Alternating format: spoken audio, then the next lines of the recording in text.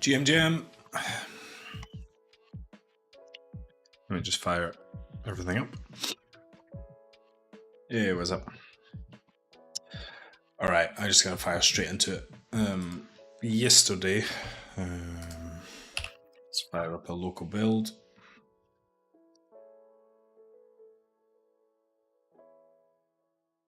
All right, so yesterday I did this YouTube section. Ooh, and my daily quota is back. One thing I'm actually gonna do here is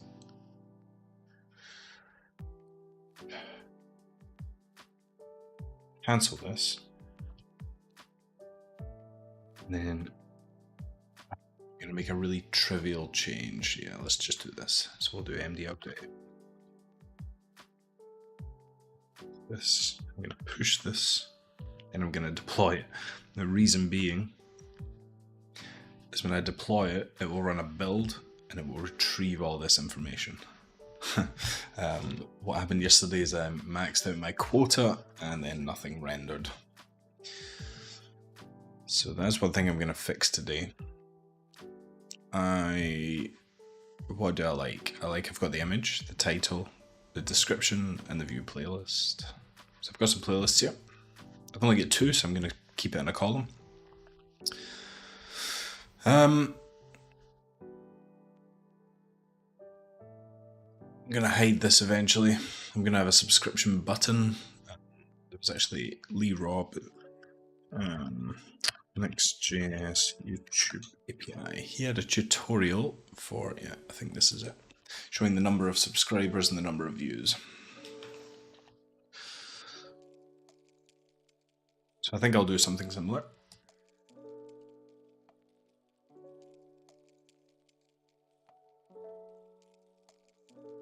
However, I just want to check something. AJAMES.DEV. Cool. So I've got something there. That's cool. He does it slightly differently. I've created helper functions. Where are we?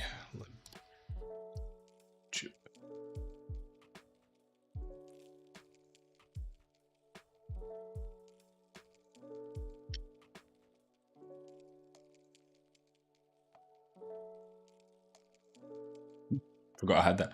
Okay, so we have a YouTube one. I've got some helper functions. And those helper functions return data from the YouTube data API. So it's just fetch. I basically just build a URL and call a fetch with the URL. It's always a GET request. It has an associated quota cost. And that tripped me up yesterday. Give me a second, my music is far too loud.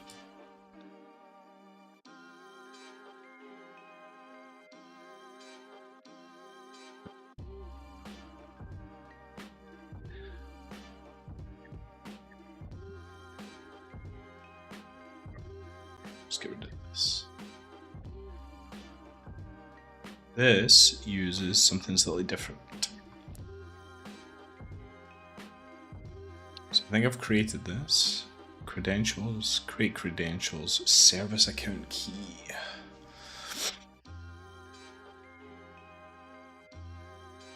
Okay, let's take a look at this. So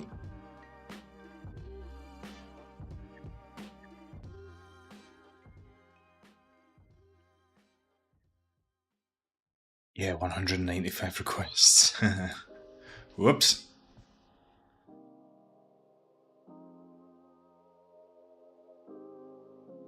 I think that's happening because if I run yarn dev, I think it creates a new build because there's no caching in place. So I think that's where I ran out of my quota yesterday. So I'm just going to be very careful today and try not to use it all up. So credentials, create credentials, service account key, create credentials. I think I want this. I created this last time, but I think I want this.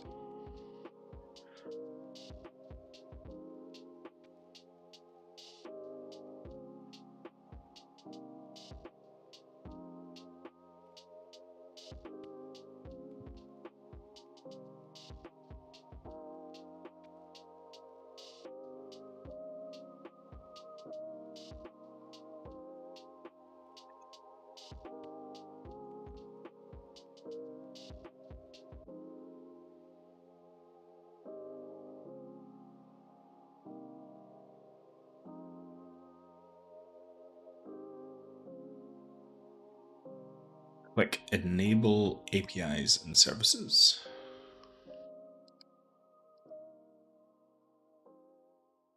So,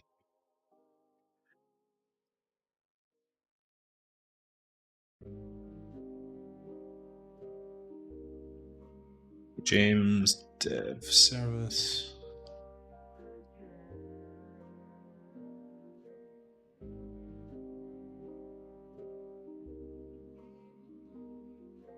Huh.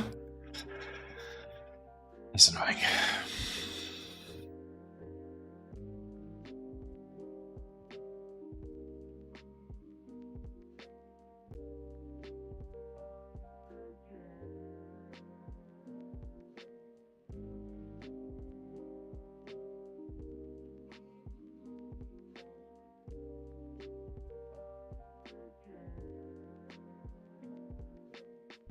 Enable APIs and services.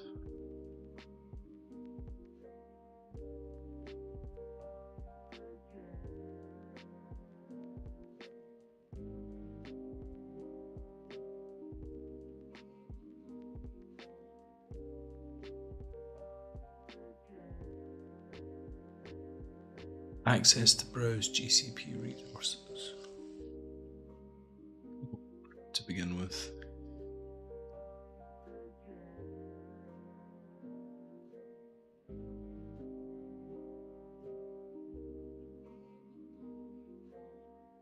Grant users access to the service request.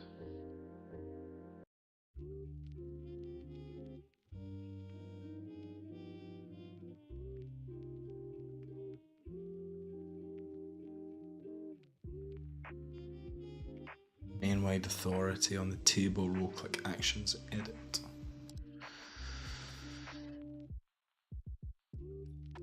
User access to the service. This is optional for now, so I'm just going to hit Done.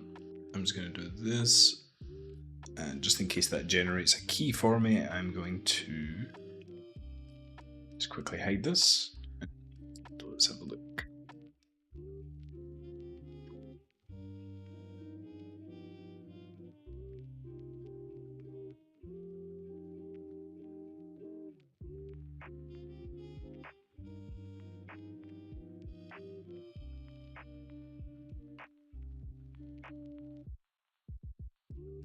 Okay, so I think we're good just now. Let's just turn that back on. Okay, what do we need to do? We went to this, enable, where was that? Enable APIs and services.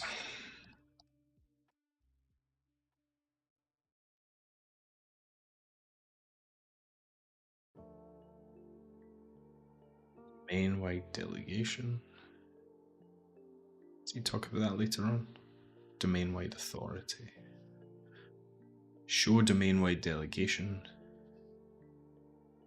Enable G Suite.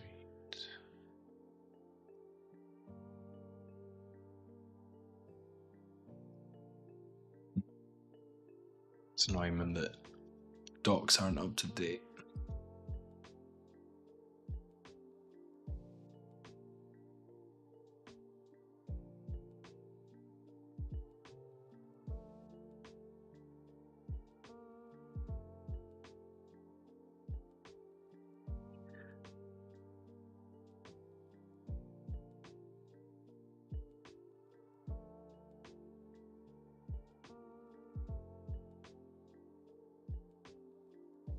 Delegate domain-wide authority to a service account. A superadmin must complete the following steps. Go to the admin console, main menu, security.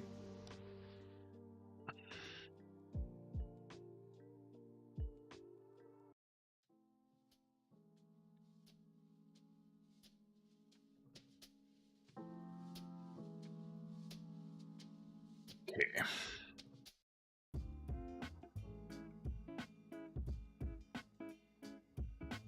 Main menu, security, access and data control.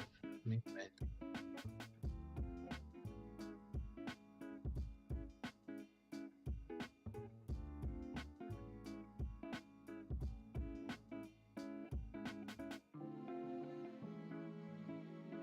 when the docs don't line up. From the domain's admin console to main menu, security, access, and data control. That's cool.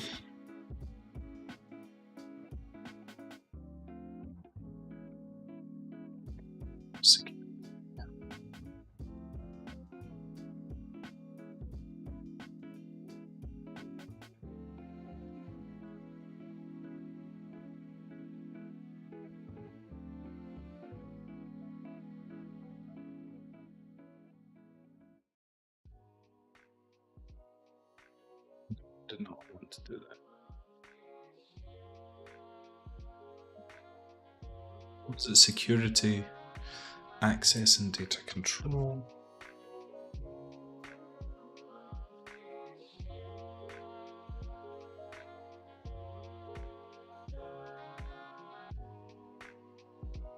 Main-wide delegation. Is that what I need?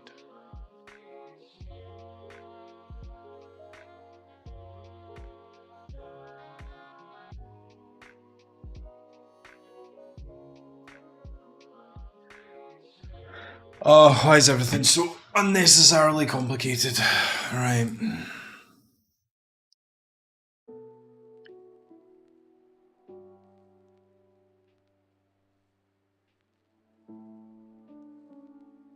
So I've created a service account key. We'll need a service account.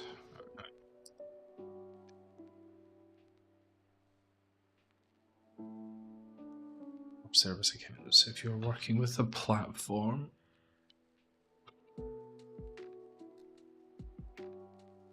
use service accounts and a cloud client. For more information, see this. Creating a service account.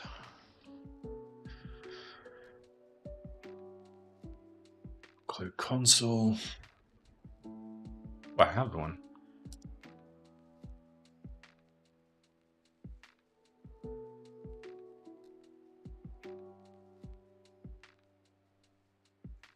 Ah, so that's the service that I just created there. Okay. Prompted under service account details.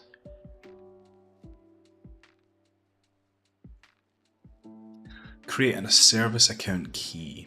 Click the keys tab and then create a new key. Okay, actions, manage keys, and then I'm just gonna pop this off a second. Create new key.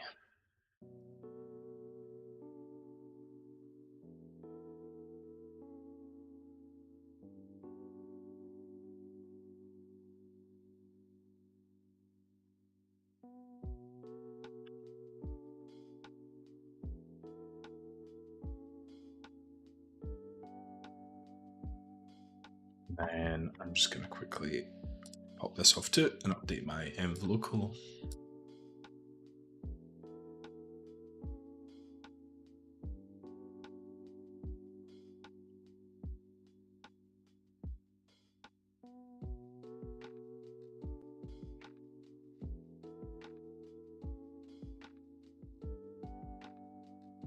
Just going to save that.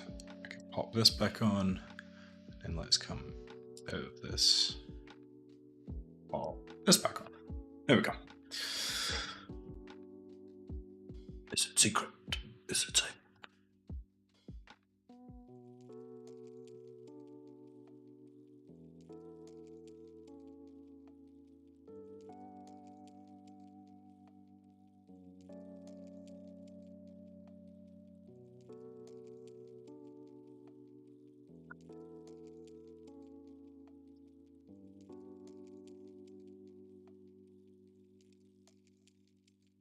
Delegating domain-wide authority to the service account.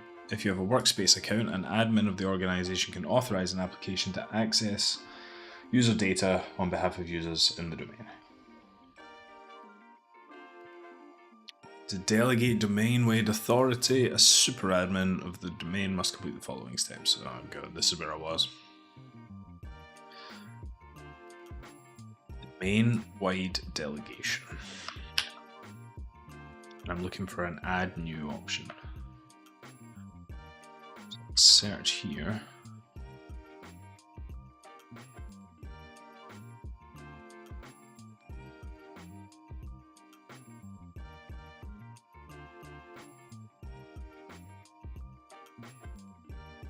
It's going to take me back, isn't it?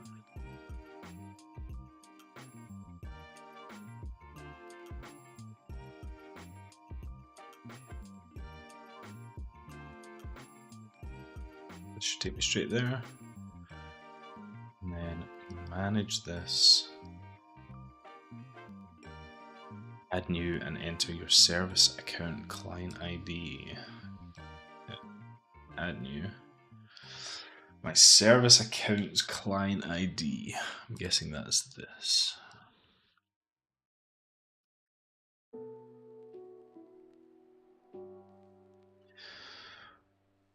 OAuth scopes. Add each scope that the application can access. Should be narrow. You can use any of the OAuth 2 scopes, for example. I think I just want YouTube.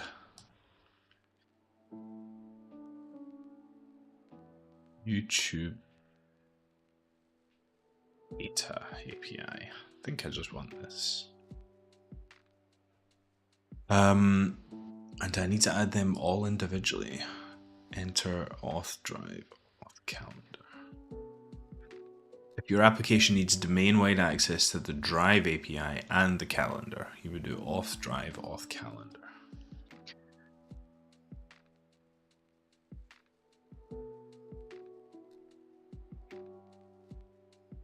Don't need that. View and manage your assets, manage your videos. I don't need the upload. I'm not a partner. Yet.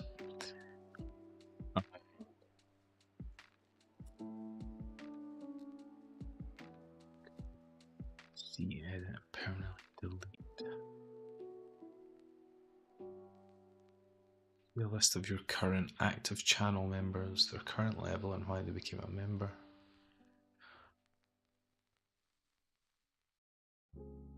Okay, so let's grab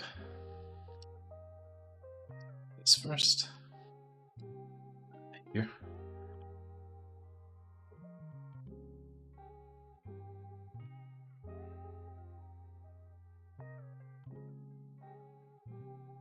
Don't think I need that.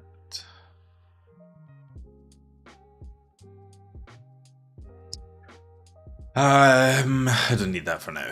Memberships creator, force SSL. See, edit, and permanently delete your videos. I want to be able to see them. Comments and captions. Read only should be enough here.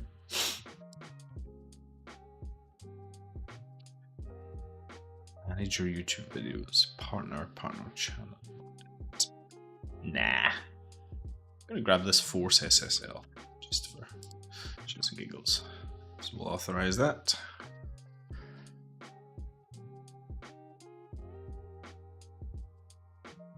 Cool. So that service should be able to do that now. Click authorize. If you get an error, that's a good sign. It means the client ID has been recognized by Google. Point to the new client ID. Click view details and make sure every scope is listed. Click view details. Got our scopes.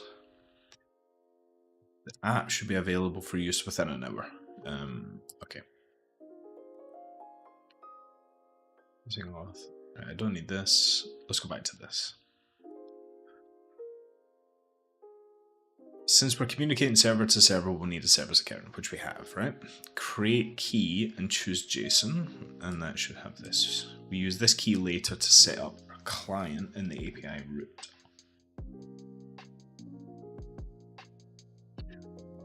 We need to delegate domain-wide authority, which we just did. Create an environment variable. To securely access the API, we need to include the secret with each request.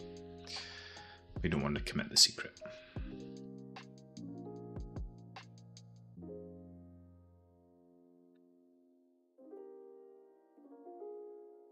It's fine.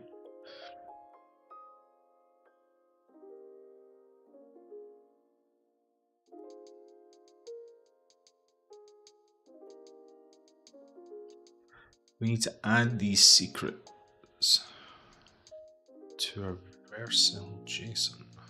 Why do I need to do that?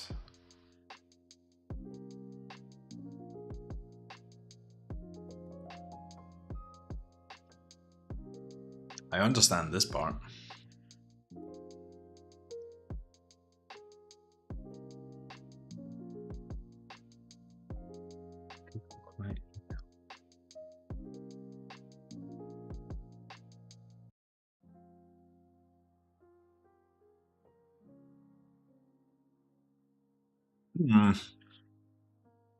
I'm just going to quickly turn off this a second.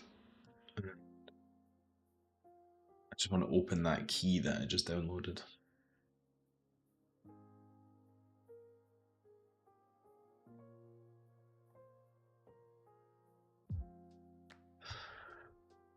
Okay, so that gives me a type, project, private key, client email, client ID.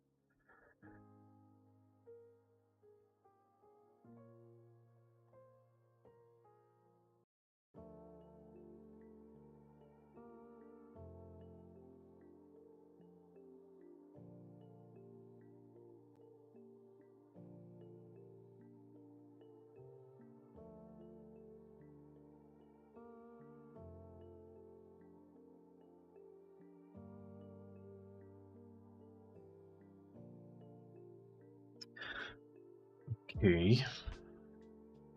This seems overly complicated. I don't know why I can't just add the variable to my M file. For one thing, let me close this down and I'll just pop this on again.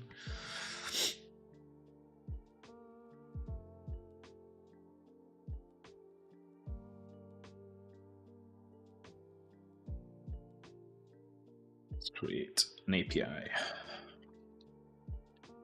Let's create YouTube.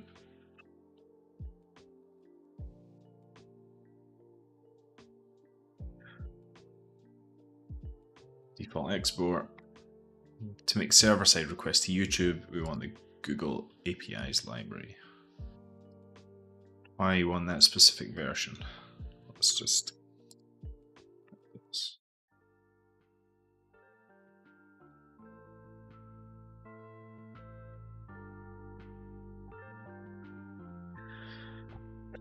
Excuse me. Okay, let's see what we're doing here. Importing Google from Google APIs. Defining a let Google auth. Google auth is going to be a new Google client. And we're going to pass the credentials. And we have the scopes here.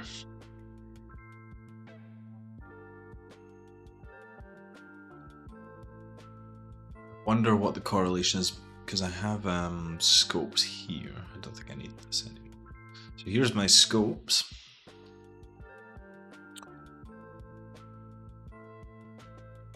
Maybe I just need the read-only.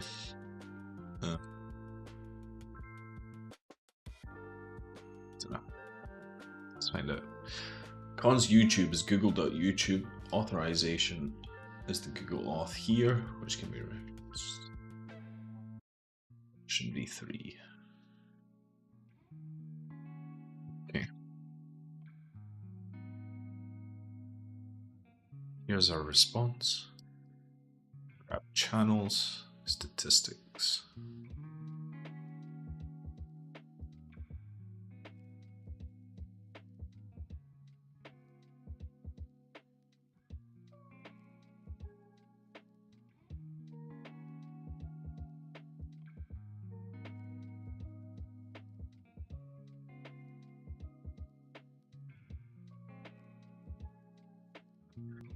Okay, so let's grab this.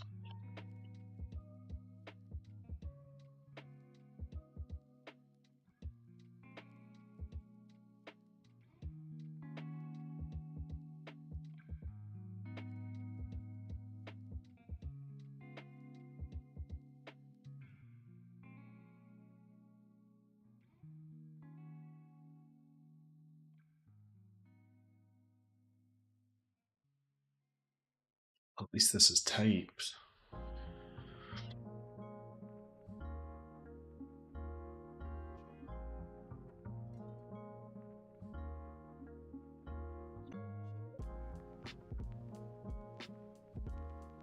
Oh man, I'm tired. Right.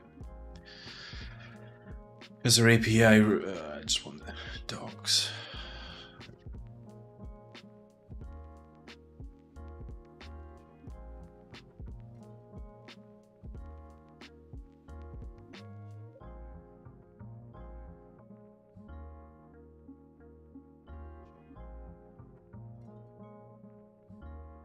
For an API route to work, you need to export a function as default, which we're doing. Receives a request and responds.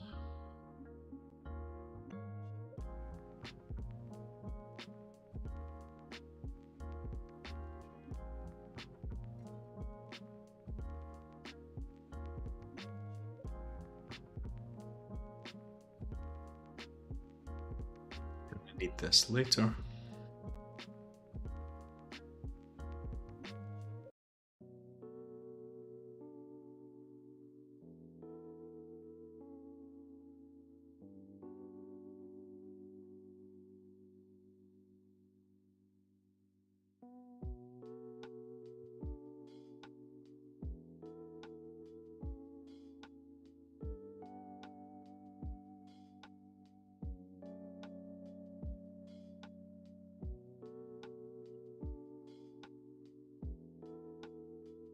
I'm going to go to, what am I going to do? I'm going to go to YouTube here.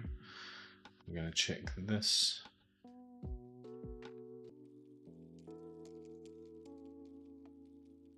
Should now be empty. Oh, well, especially empty.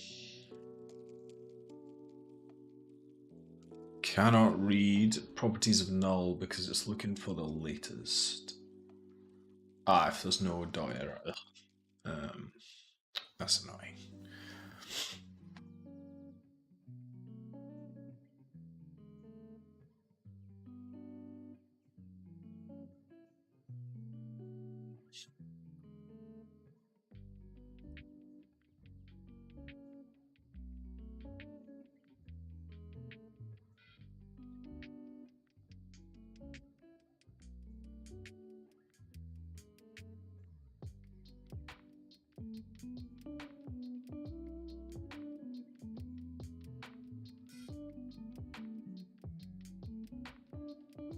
Oh, sorry, my brain was just waking up there. So we're just setting this to null just to make sure it doesn't make any calls and use up my quota when I'm working on something else.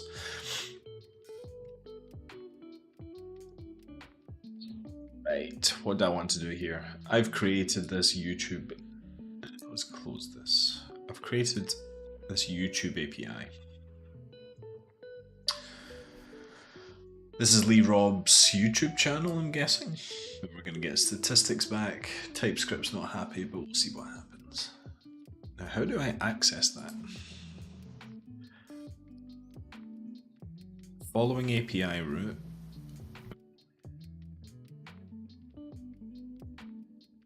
API routes with REST.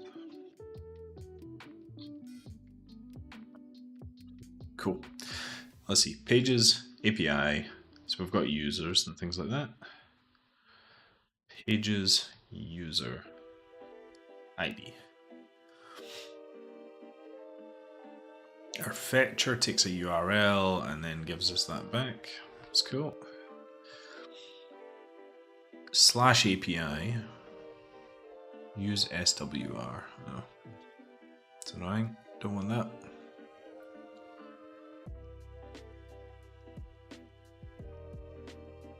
So can I just fetch slash API?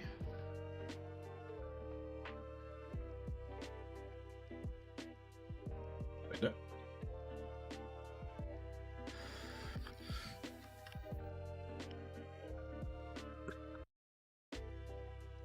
Oh. Now can I do this on the client? Oh no, this isn't going to work because These aren't correct.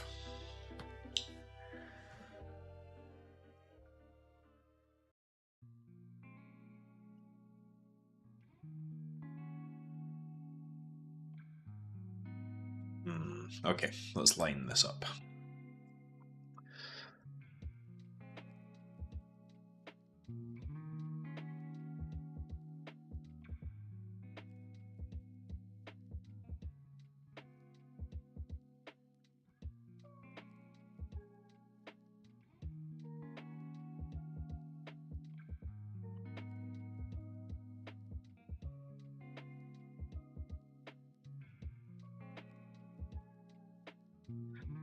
We might not need all of these, but I'm just going to need to blank this a second.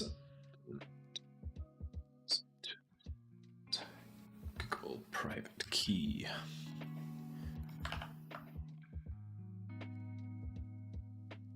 Google client email. Where are we? There we go.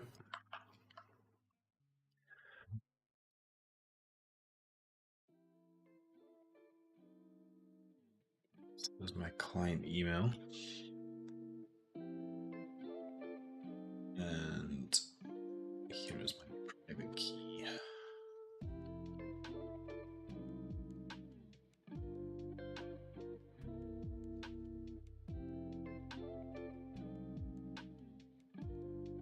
It's a big old key.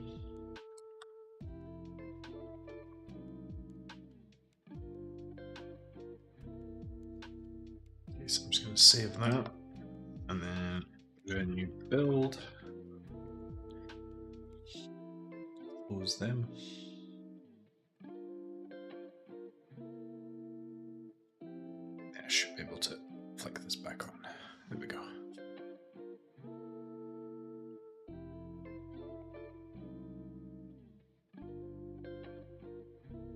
No overload matches this call.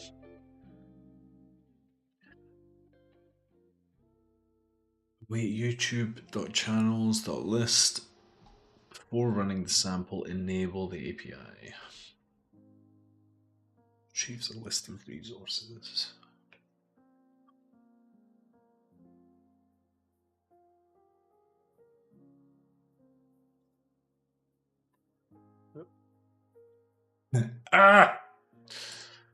List. Irritating. Can I do this? There we go. Updates an existing resource. Before running the sample, enable the API.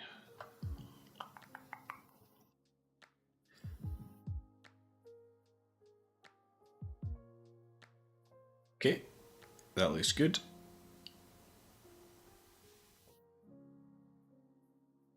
Looks like it at least tried to access it there.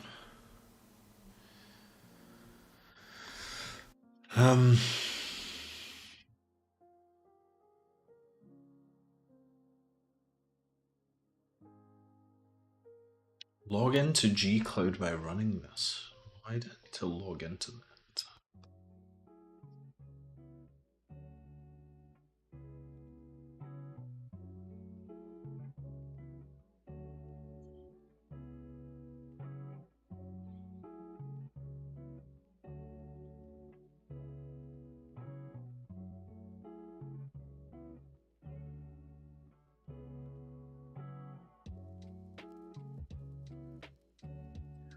Oh, there's a lot here. There's a lot to digest here.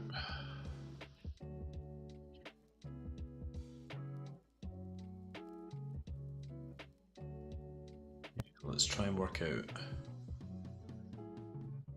Let's just save this.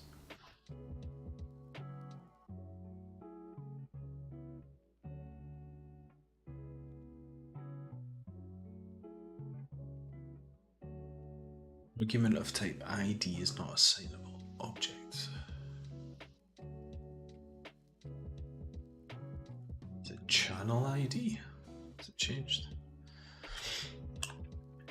Callback category ID class actor. So let's look at the list. the list params category ID returns the channels within the specified guide category ID. I don't think I want that. Yeah, that's weird. IDs. We have strings.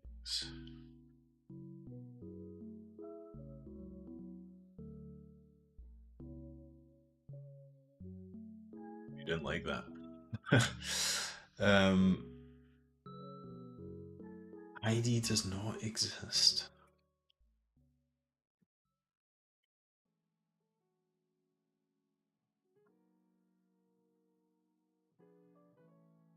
Does it not exist? Ah, here.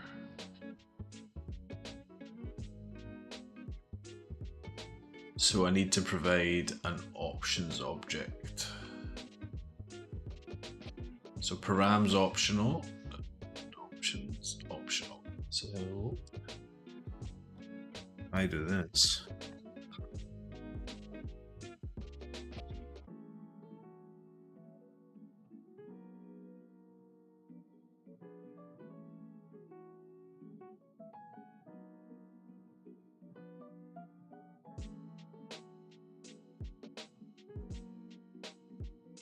No overload matches this call.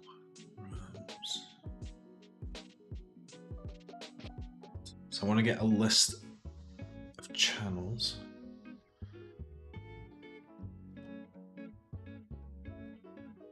Snippet? Is that what I want? Looks like. So params and option have been provided here.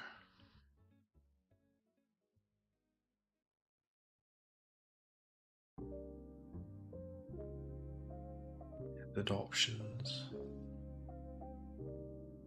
Stream method options.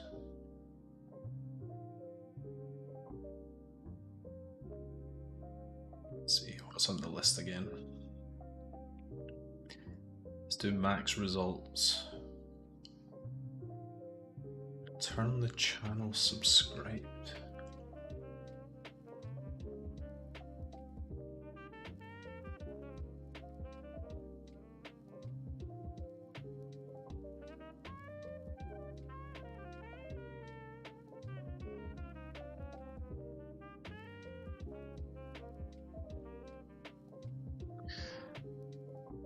I think the part is what I want here.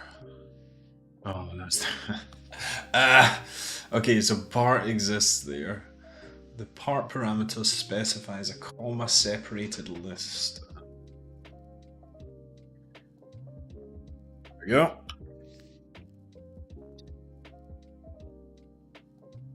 Interest, so let's put that back. Statistics. See if that's there. So I should now be able to authenticate. This, it has the correct scopes. Creating a new YouTube client. Using the auth, and it's version 3. And then we're saying the response is await YouTube.channels out of interest. That's cool. That's what I was missing yesterday. Okay. Wait, YouTube.channels.list. We're passing in Lee Rob's channel ID for the moment, and then the part is statistics. So we're going to have a subscriber count and a view count.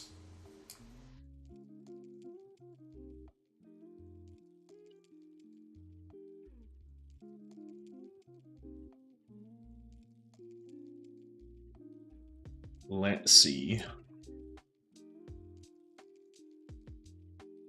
what happens when we build this.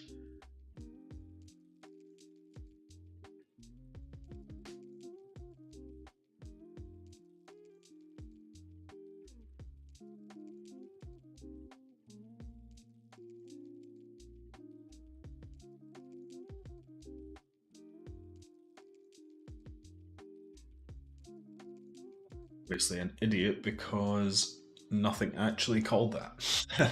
So let's go here.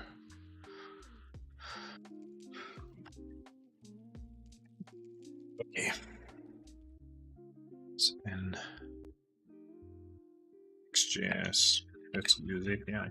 Did I just call it as a fetch? Let's learn. Let's created the endpoint. Try accessing it at this. So let's try that. Slash API slash YouTube.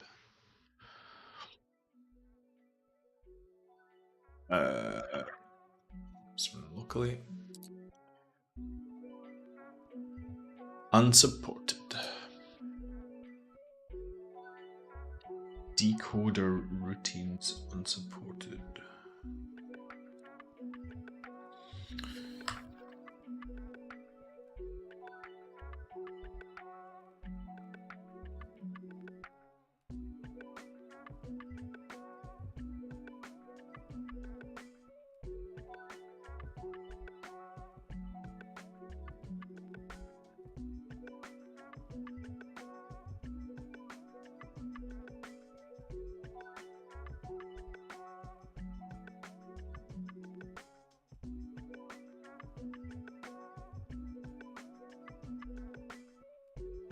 Okay.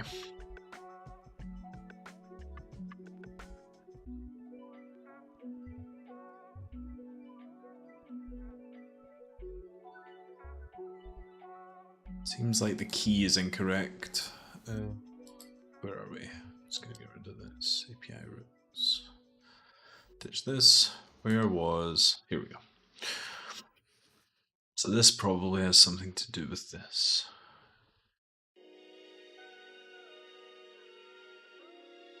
Sorry, I just need to flick off this code a second.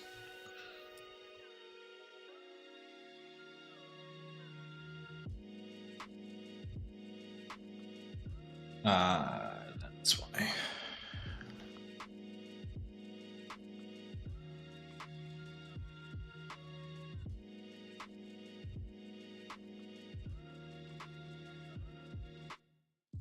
To build. Let's close this. Let's just save that.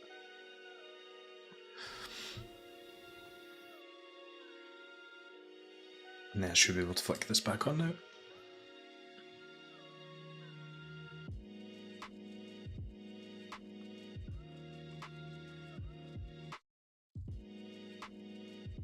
Beyond dev.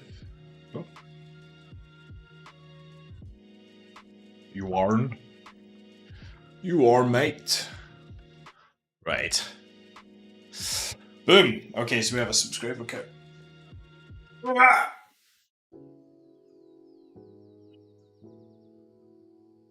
Okay, sadly that is not my subscriber count. Okay, so that's good. That means I'm now... my API is at least set up correctly.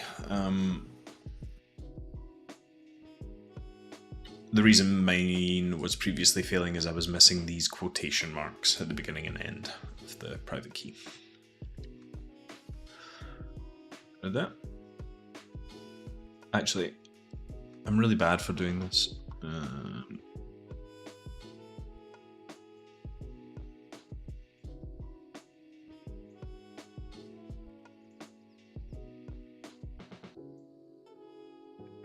Actually, just react whenever someone solves my problem.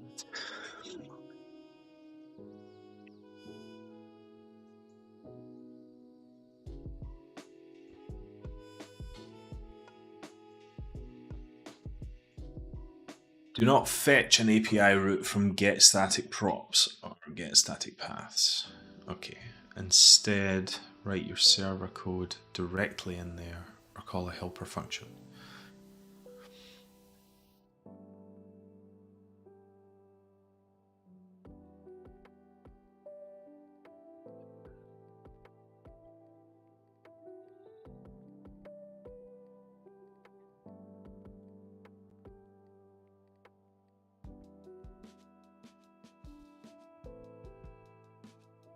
I don't want to deploy, I just want to know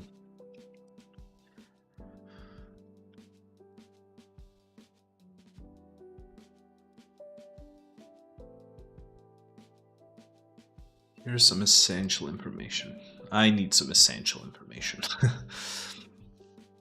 If the request out method is post to fetch API endpoints, take a look into any of the examples at the start of this section. So let's take a look at this. This is the user one, right? Yeah. So I've already looked at this, annoyingly. Ah, interestingly, they have the API, then they have user, and then they have id.ts.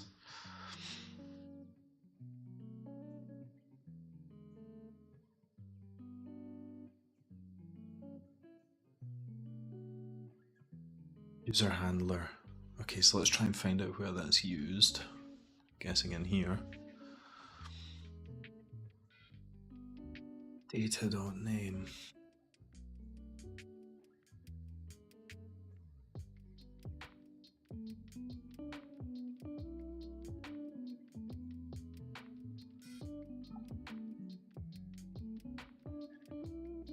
Do I need...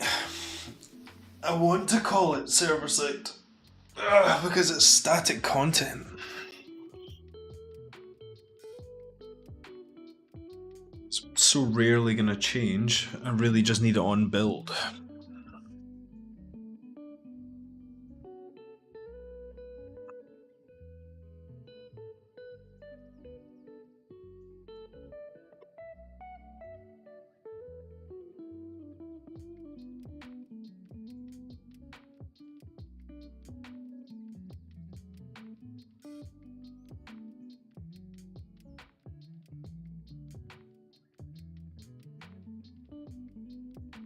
Get data from your database.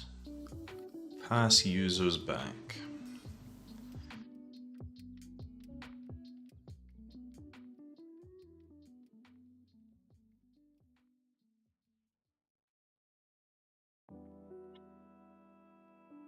So instead of just a YouTube API, what if I create a YouTube folder in here? And then I have new file. Let's grab LiveStream. Let's just call it live. Rename. Live.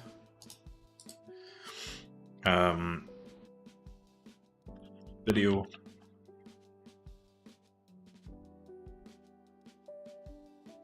Playlists.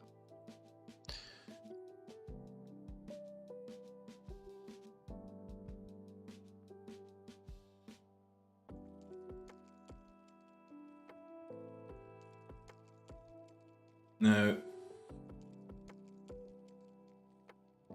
do I need this?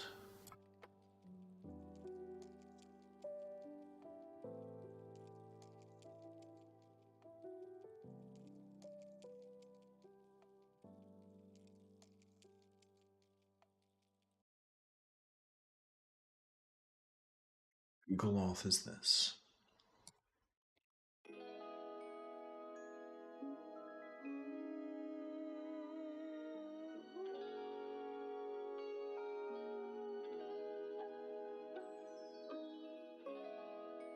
Ideally, I just want to authenticate once and then use that for each of the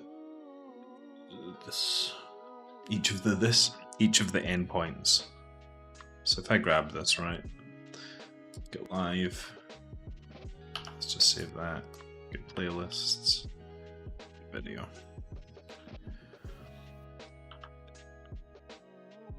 I'm gonna keep this, and I've got the response, so this button, video here. So instead of getting youtube.channels.list, I want youtube.search. That was how I did it last time, but that was the super expensive one.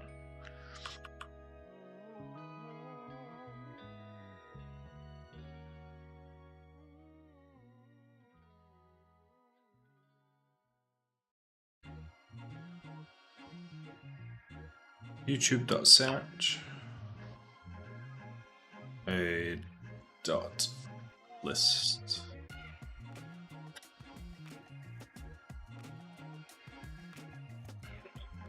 And then here,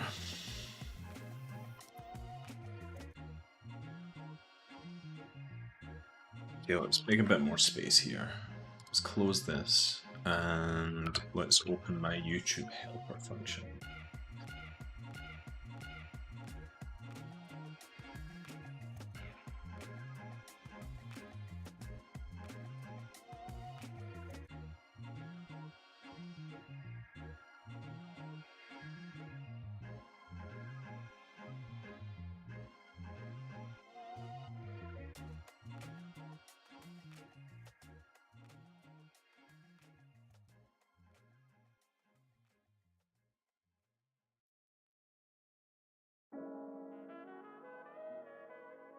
Get the latest video.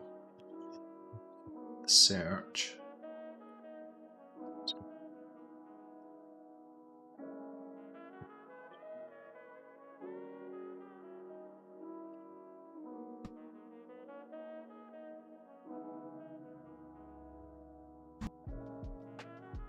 Let's just add the YouTube one here.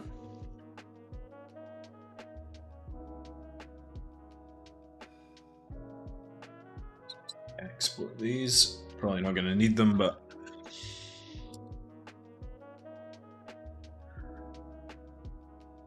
I'll just get rid of it later.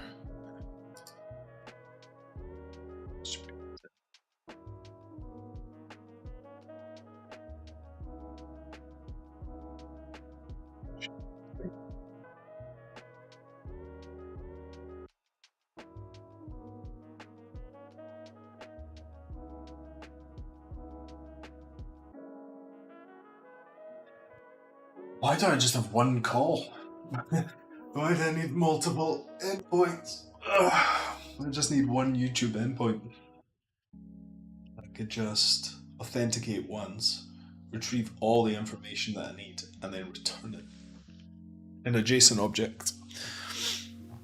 So let's actually just delete that.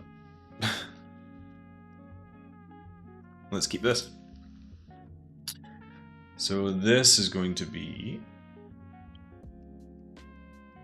response data items. We're going to need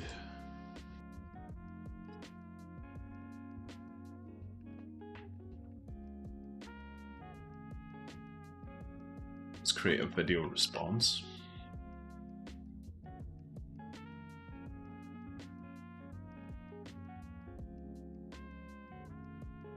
A live response, a video response, and a playlist response. Playlist. Let's just say playlist. Playlist response. And let's get rid of this for just now. And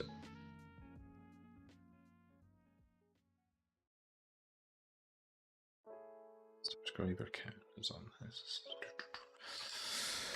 Const video.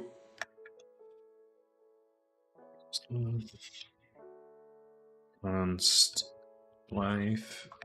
Was no. And const playlist.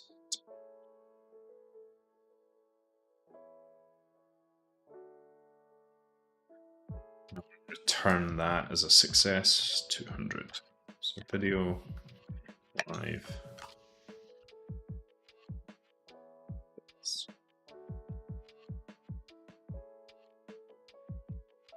Latest video, latest live, and playlists.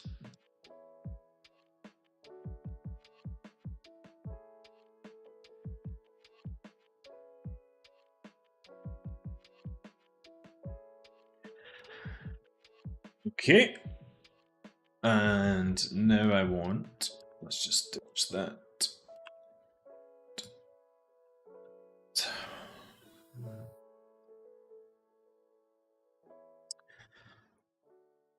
Now what I want is to grab, I'm going to put this down here. And I think I just need to put this. So here's the get latest video, which is calling a search. So live response, video response. Let's do live stream.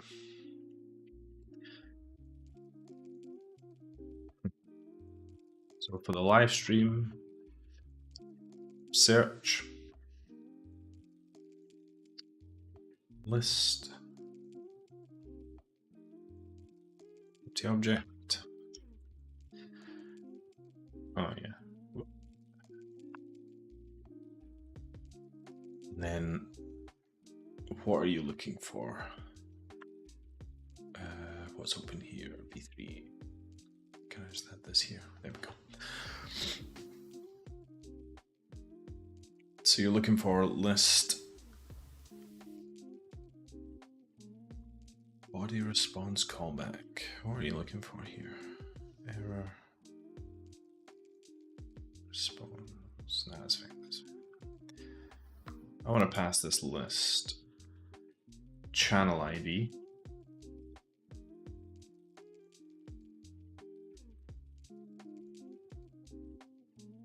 Let's grab the channel ID.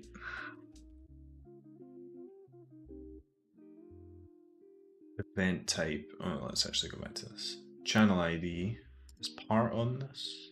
No. It's part is an array of strings.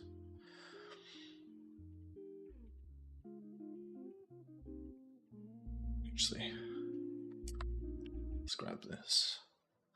Do this.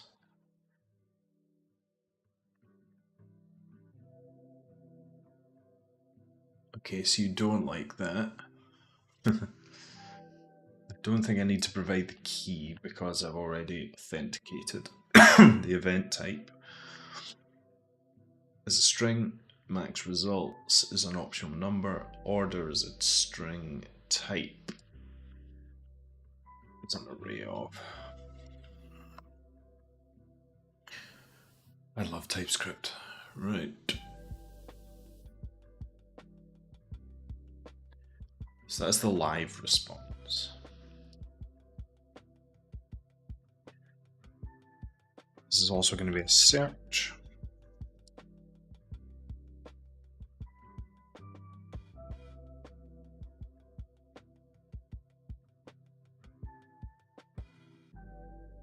I think we need the key again. Grab the snippet. Should be cool there. Then the playlist should be here. Snippet. Okay, so this one's going to be slightly different because I want access to playlists.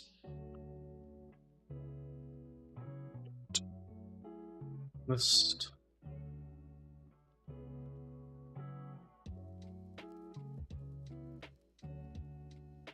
Art snippet. Nice, you seem happy with that.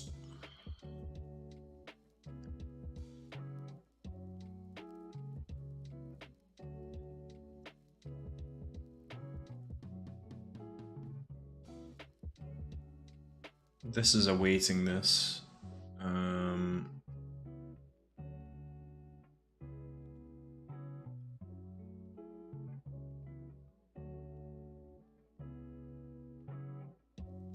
I just return the responses in a minute.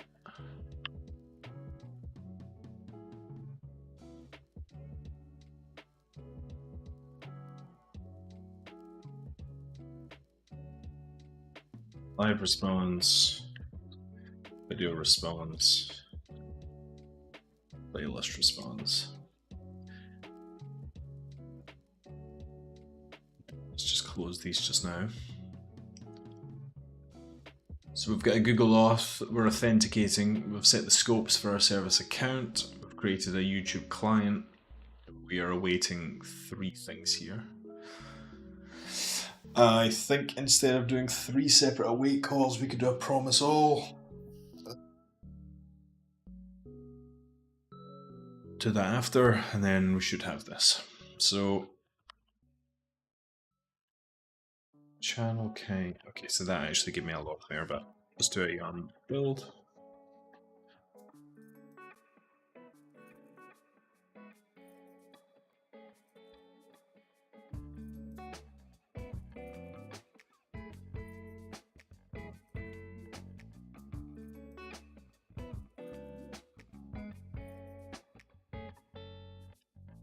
There.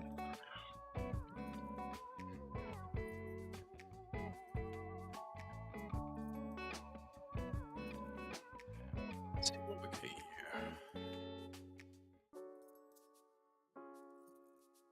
Oh, nice. Okay. So we've got the latest live, which is giving us a config. There's our method. We've got headers, authorization.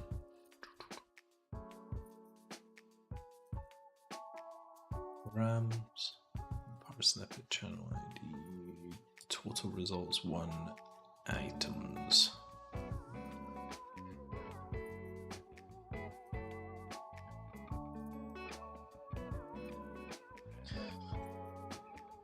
Okay. So we've got items here.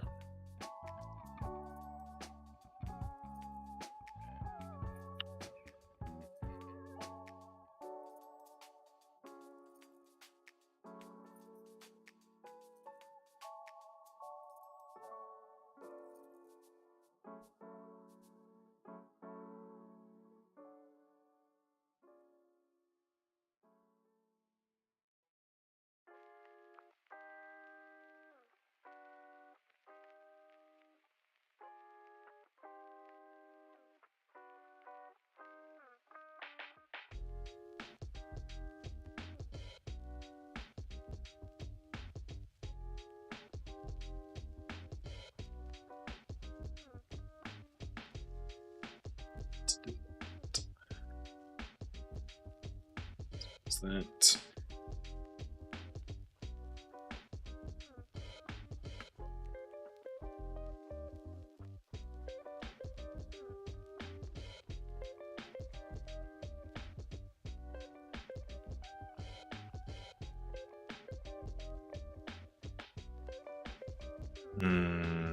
This is probably showing us 3 separate objects. So if I save this as JSON.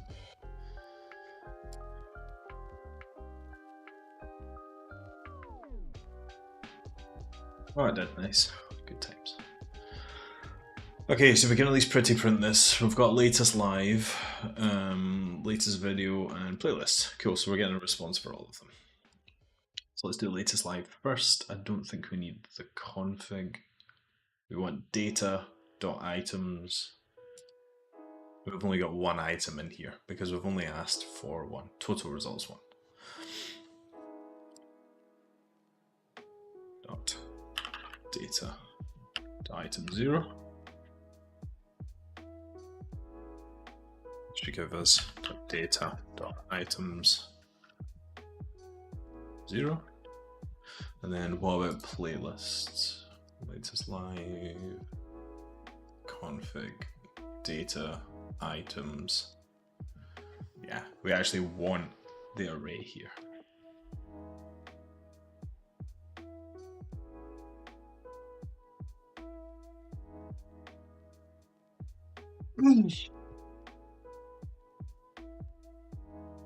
This is an array of playlist with this is 2 search results.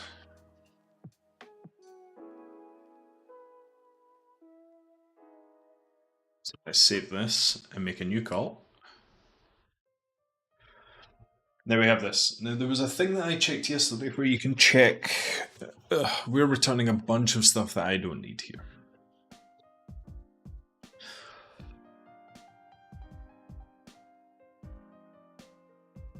YouTube API part. I'm sure I can, or is it fields? It's something like that. How to use the fields. Yeah, this is what I want. Example 2 returns a video resource that includes 2 parts as well as this. It includes 2 parts but excludes this. So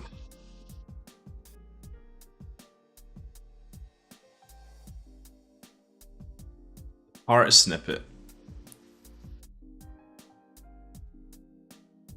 Statistics and fields.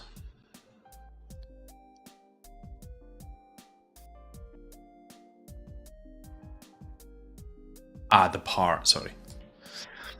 Missed the end there. The part is return, snippet, and statistics.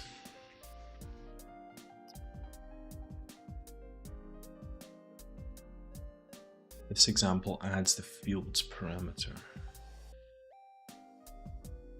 Yeah.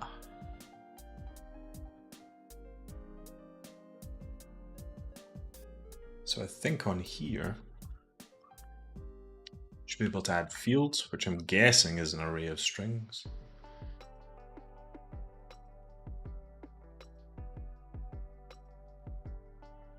Selector specifying which fields to include in a partial response. Okay, so I just want snippet for the moment. And then fields equals items. Okay. So fields equals items snippet.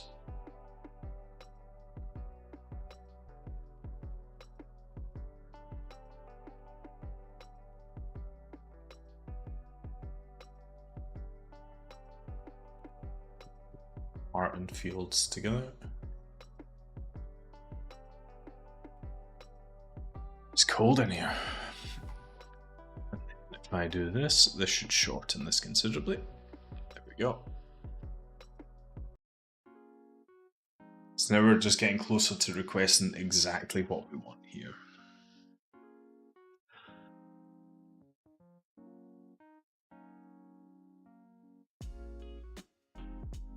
Yeah, I want some nested properties, ID snippet.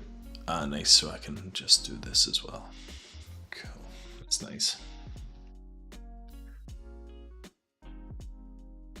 So I can actually do this, I think.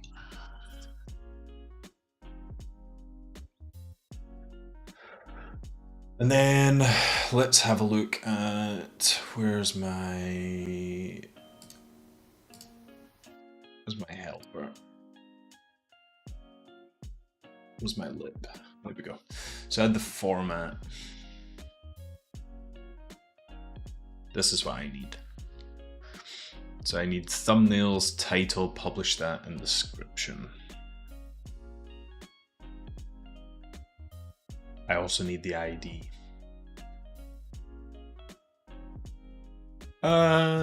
Maybe I don't need the ID, although it's probably a good idea, isn't it? So give me the ID. Give me the snippet.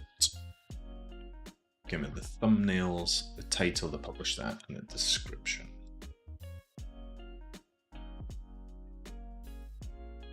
I'll do the same here.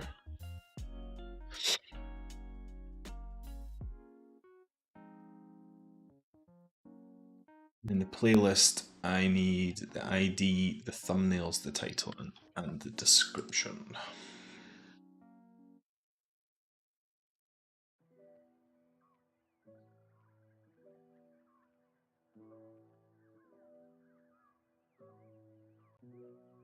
That.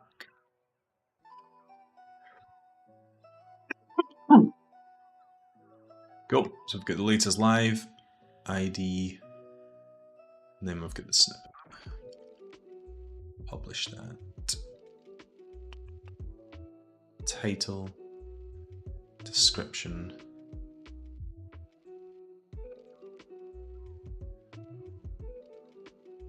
Nearly there. And then inside thumbnails, I actually just want, what have we got? Default medium. Inside thumbnails, I just want the high one.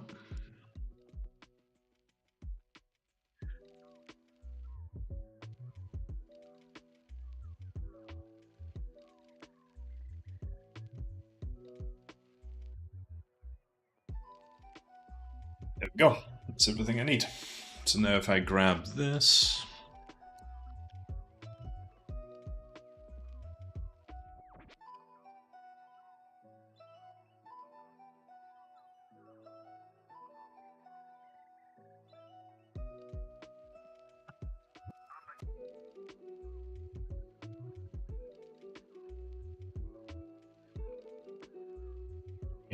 what was I doing there? I'm gonna grab this. Let's create a new, let's paste this, and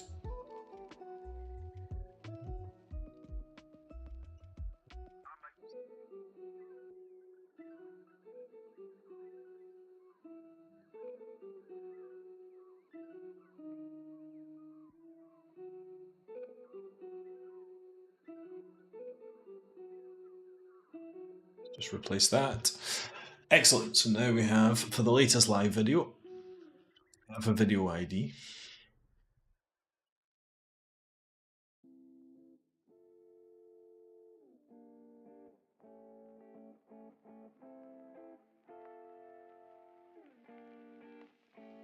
I'll publish that. We have the title, we have the description, and we have the thumbnail.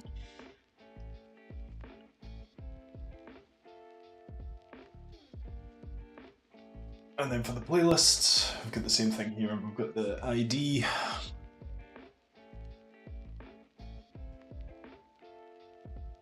think I just need the video ID here.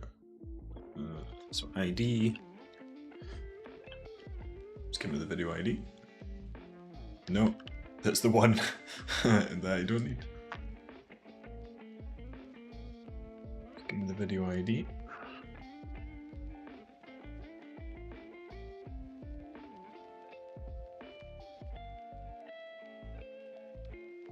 And here, Indian promise all.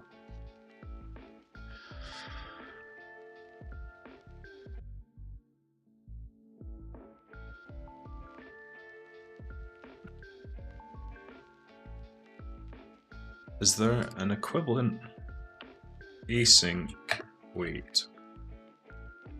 Promise.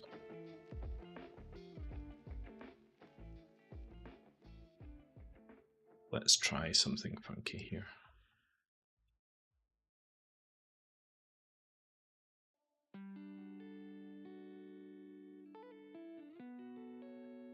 What?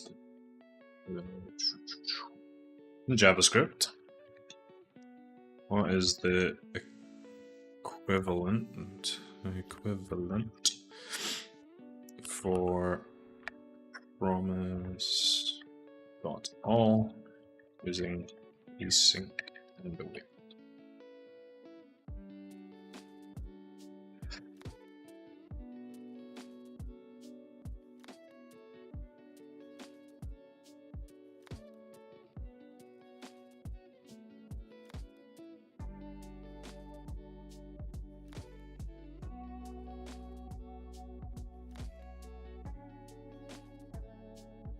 Map process array.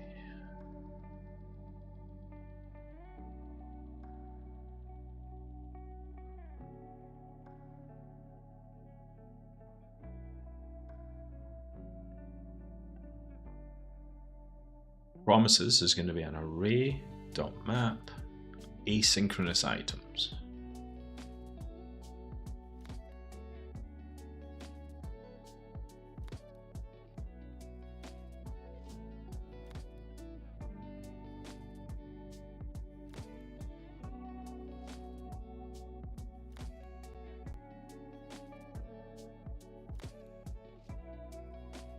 And I use async instead.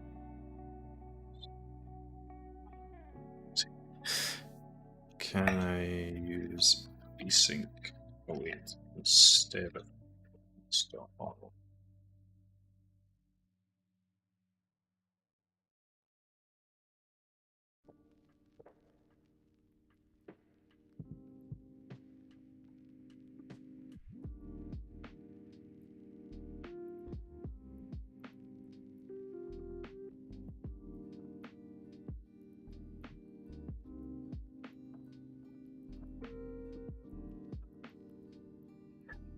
Yeah, but that executes them one at a time, right?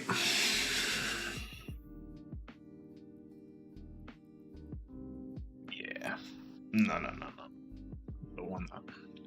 It completely defeats the purpose of what I'm trying to do.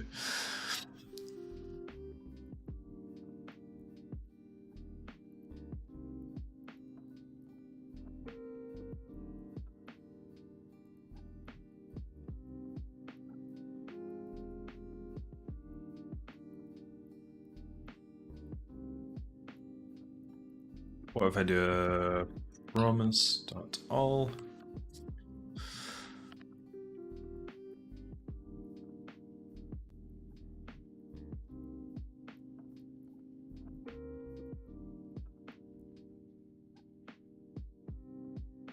Yeah, latest live stream. Latest video.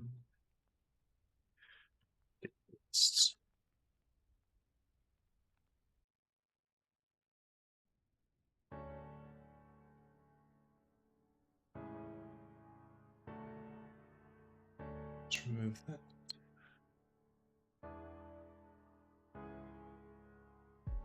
Mental heck for now. Promise all. So I want to get latest live stream.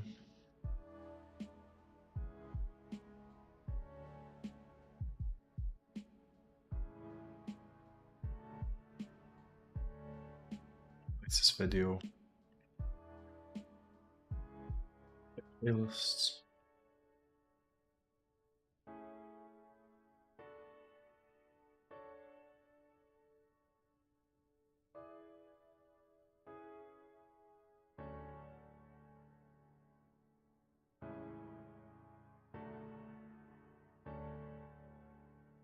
Promise all.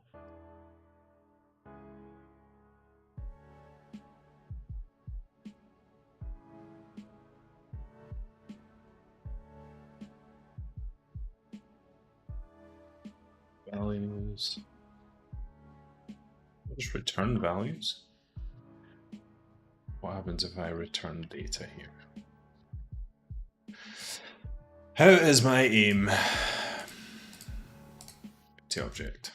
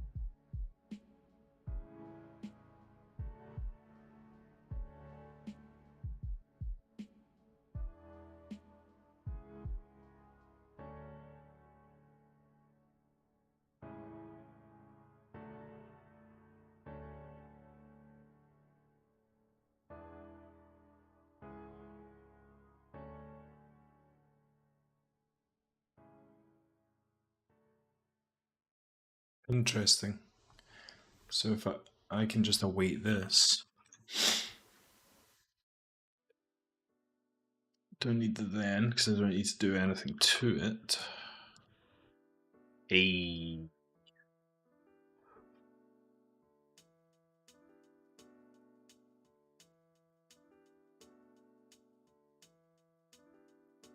Interestingly, that looks like more.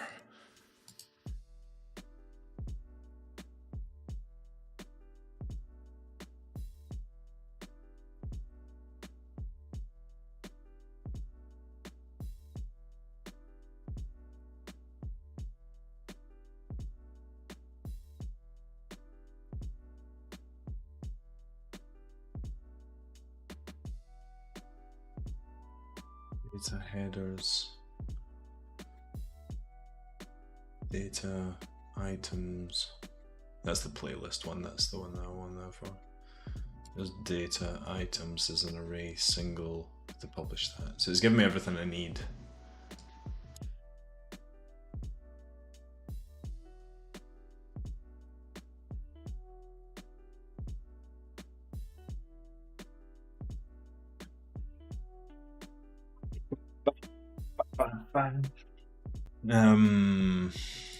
Okay.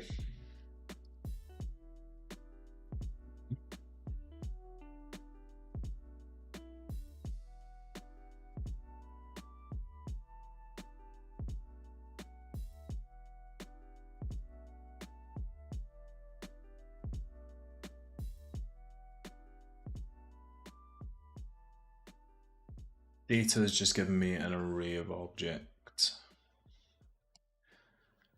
So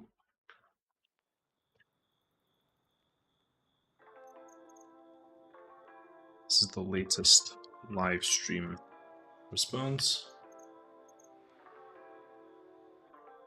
Latest video response.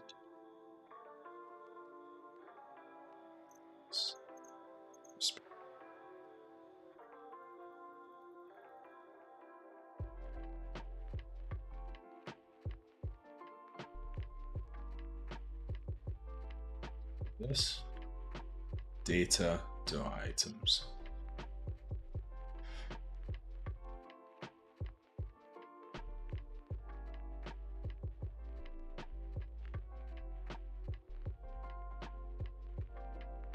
Latest live stream. Latest video. Latest.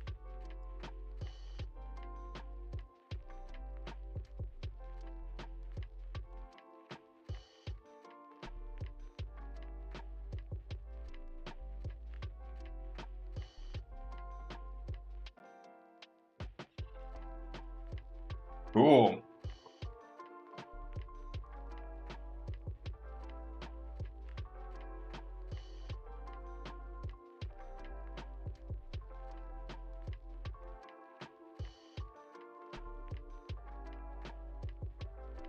Right. I was going to take a 2-minute bathroom break.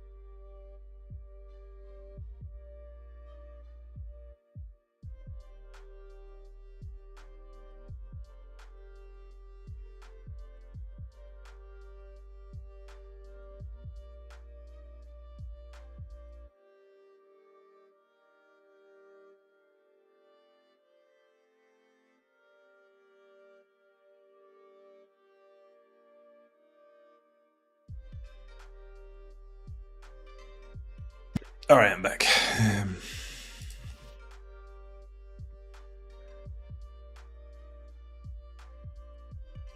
See, okay, so we should have that.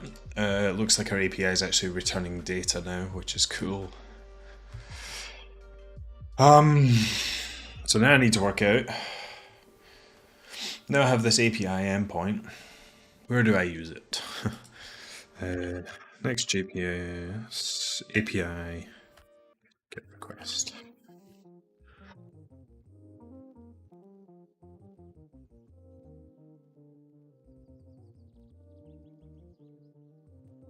Data fetching in Next.js.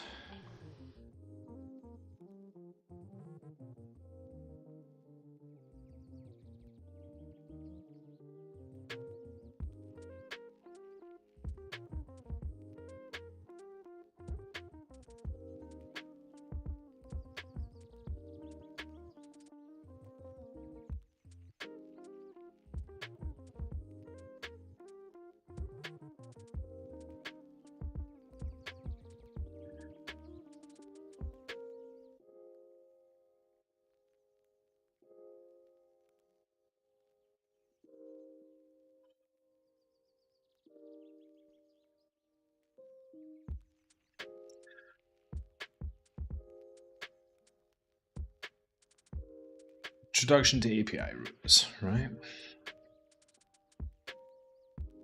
They are server-side only bundles and won't increase the client-side bundle size. API routes will be affected by the page extensions configuration. For an API route to work, you need to export a function as default, which I'm doing.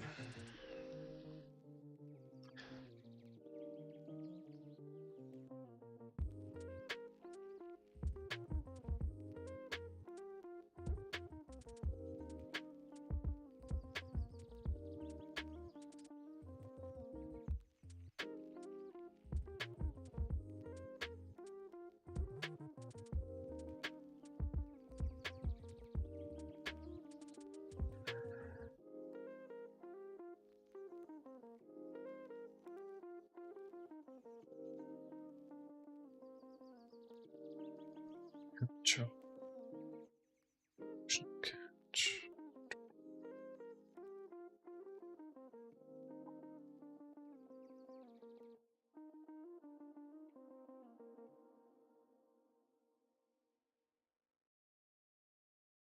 Where did I read you can't use this endpoint and get static props? Server-side props.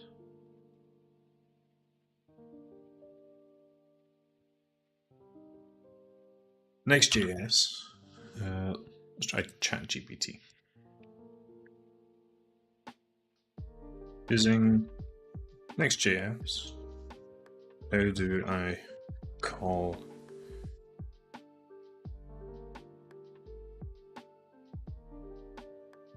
endpoint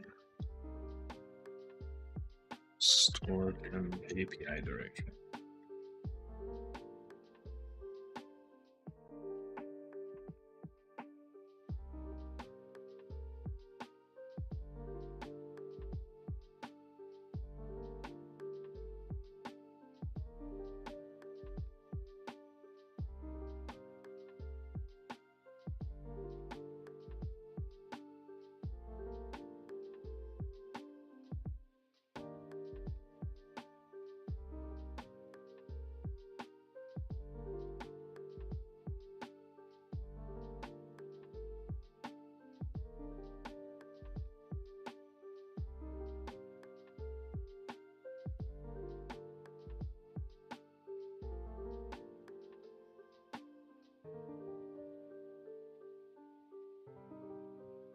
So we'll send a GET request to there.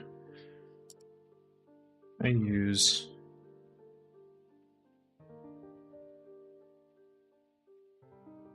what am I trying to say? Can I use an endpoint in Pages API and the GET static props method?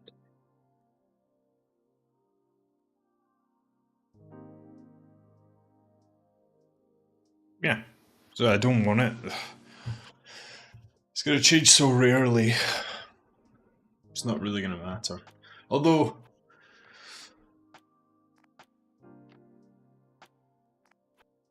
if I do it at build time and it's grabbing my latest video, maybe I do want to...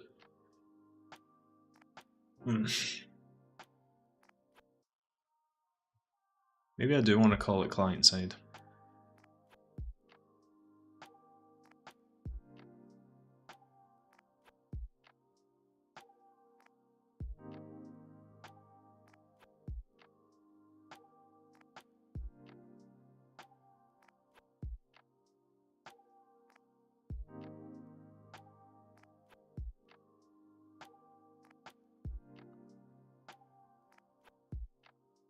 Static props.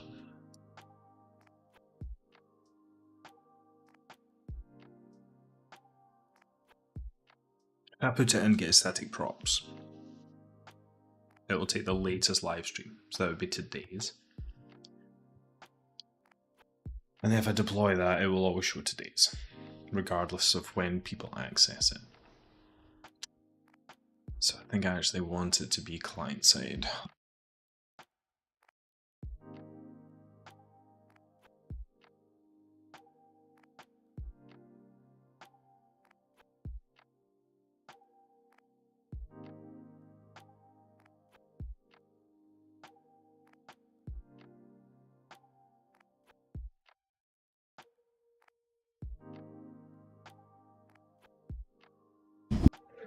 Sorry about that.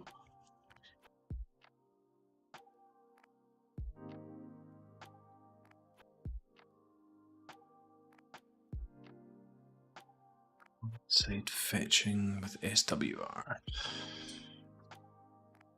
It's highly recommended. Okay. Let's try it.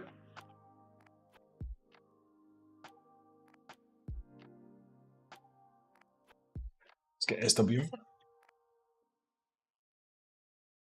Fetcher and then response.json. Oh. So we've got helper, we've got URL. Just create a new one called fetcher.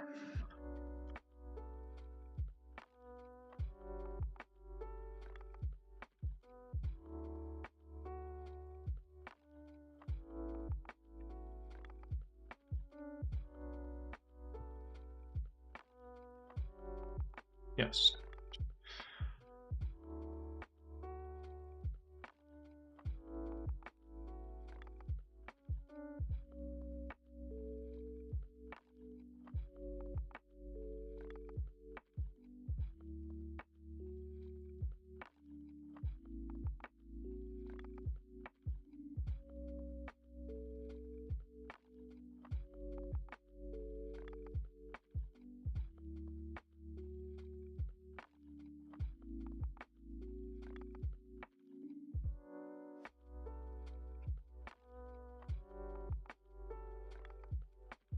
That's simple.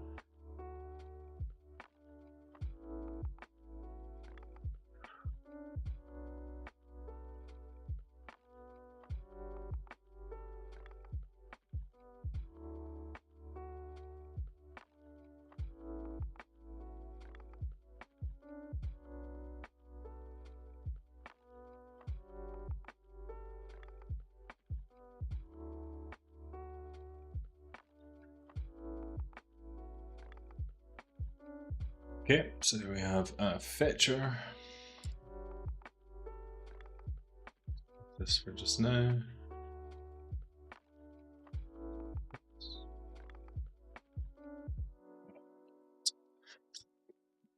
This. Why do this client side? Data fetching.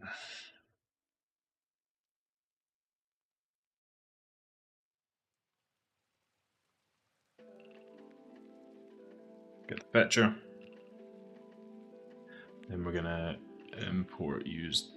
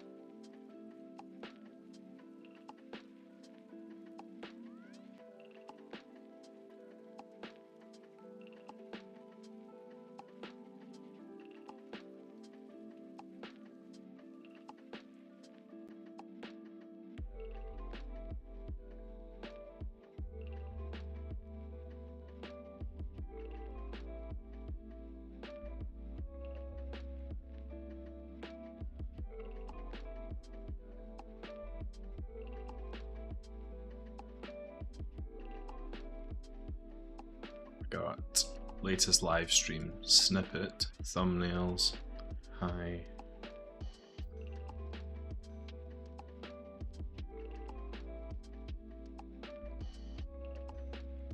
Latest live stream. Latest video. Playlists. Just dot dot.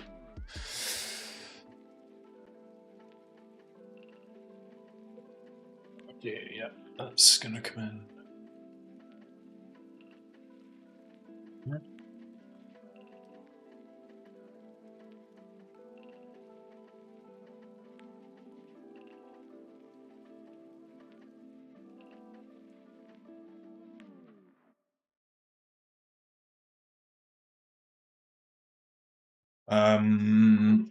I think I need to build the URL.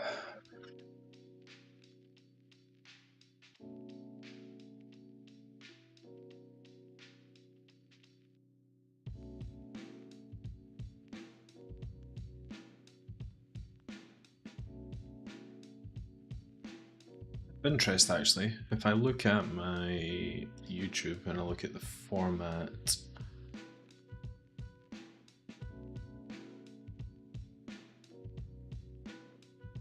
latest response, right?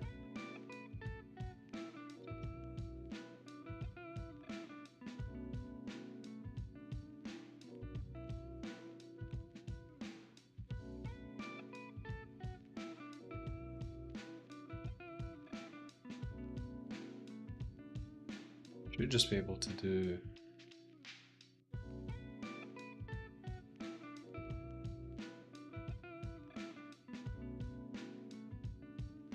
That's just returning a single object.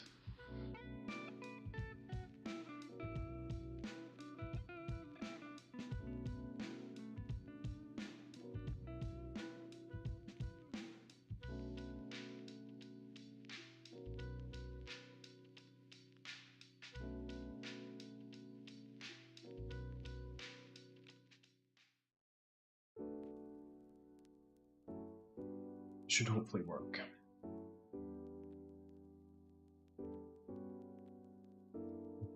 Format playlist. Playlist is an array. I think that's fine. I think that's what I want here. Developers, I'm gonna go YouTube.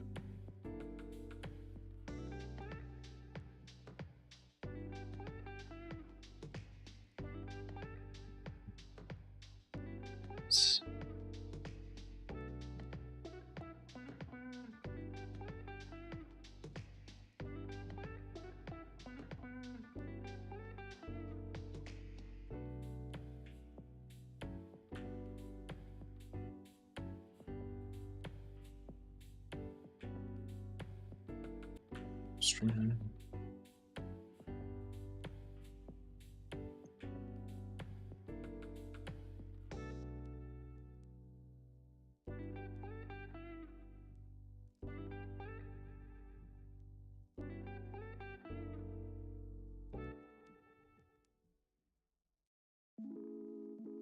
No.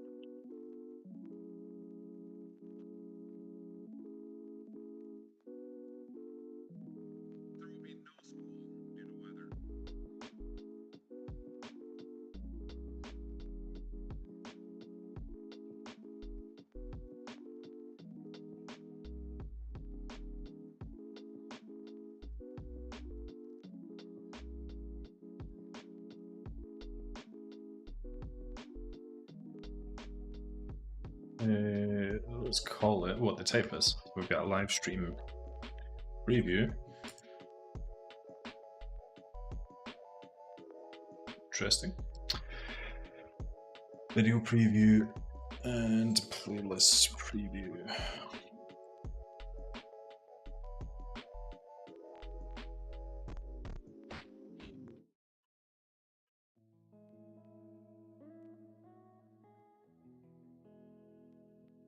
Video preview.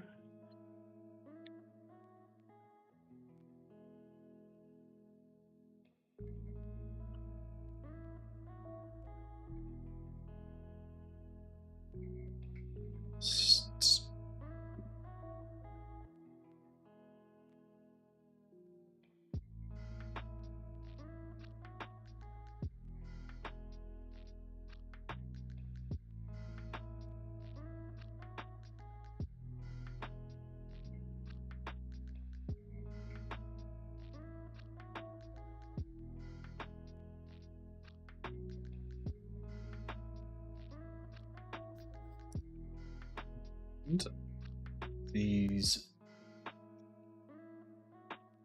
should no longer exist. Let's remove this for now. Let's remove this. Actually, don't think we need this at all anymore. It's not actually receiving any props either.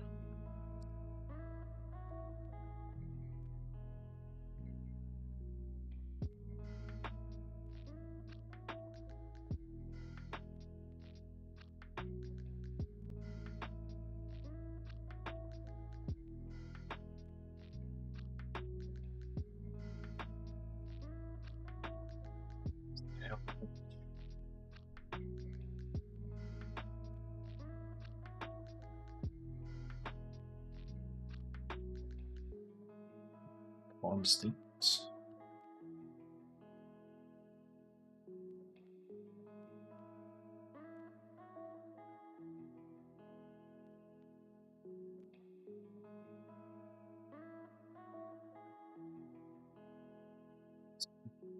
Build URL.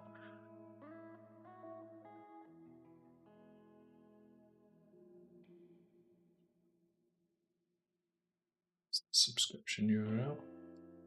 Actually.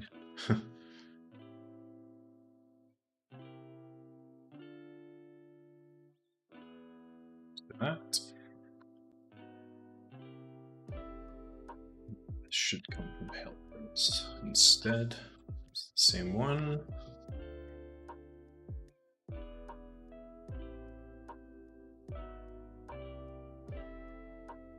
Interesting.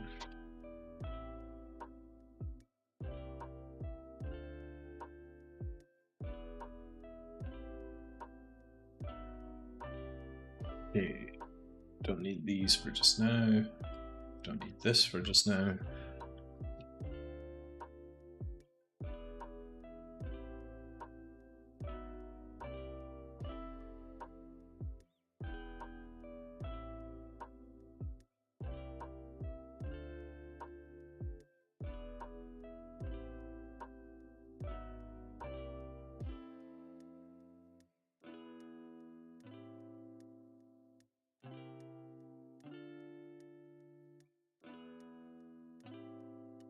It's not fun.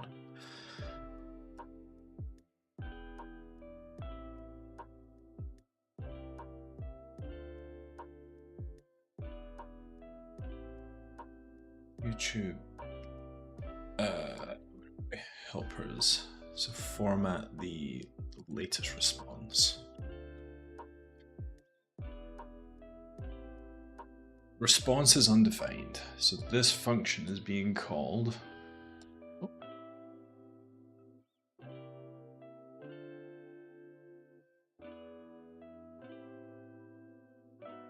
How is that managing to be called?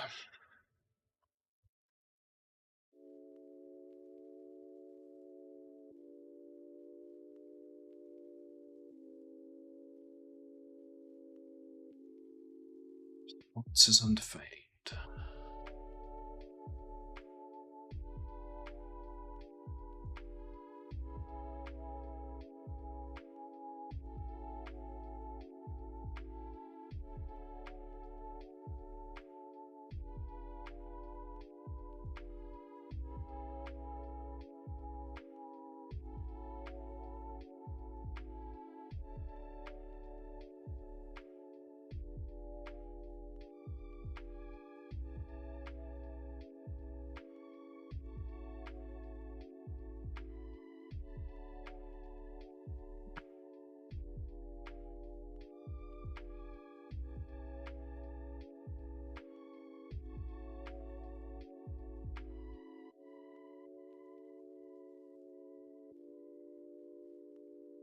Does it reach that?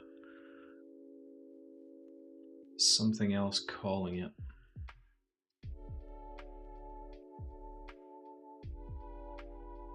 So we've got this YouTube lib.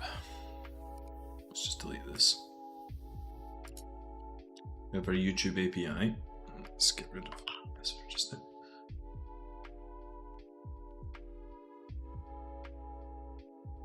And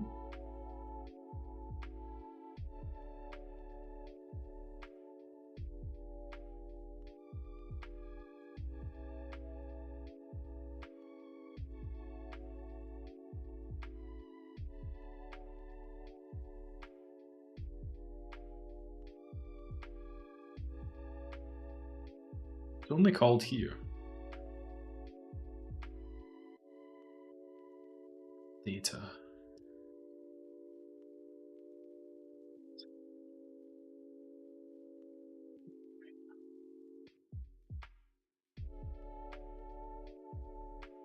It says loading.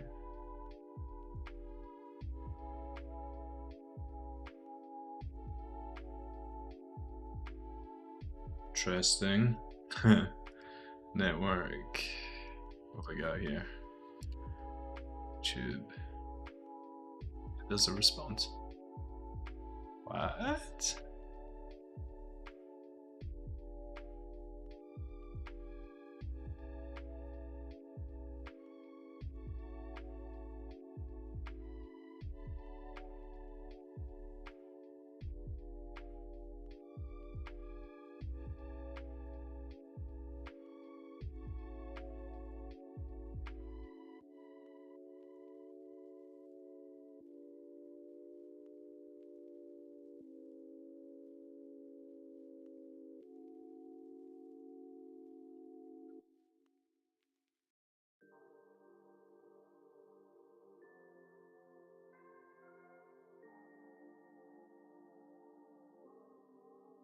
$200.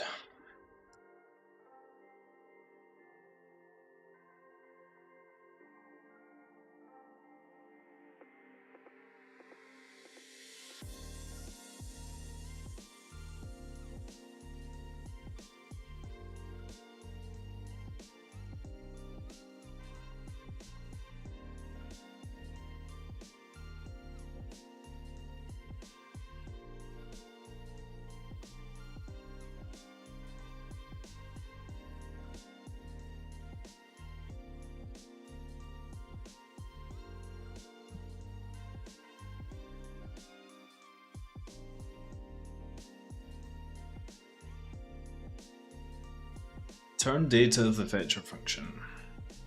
Data has an object here, so why? Ah, nice. That's it. Data's undefined.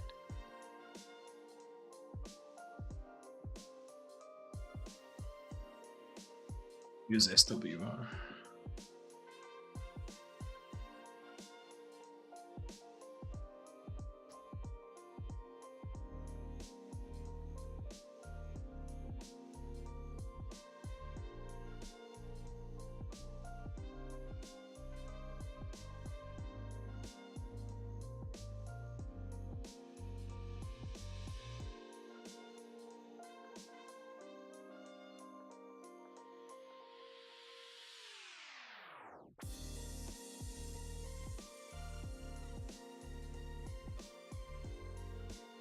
Okay.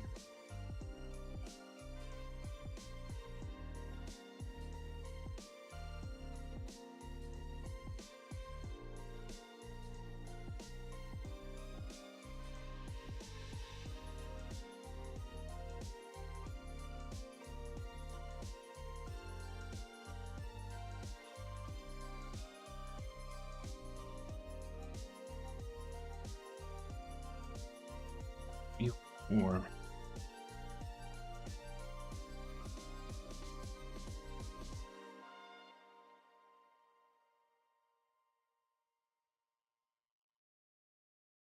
cached.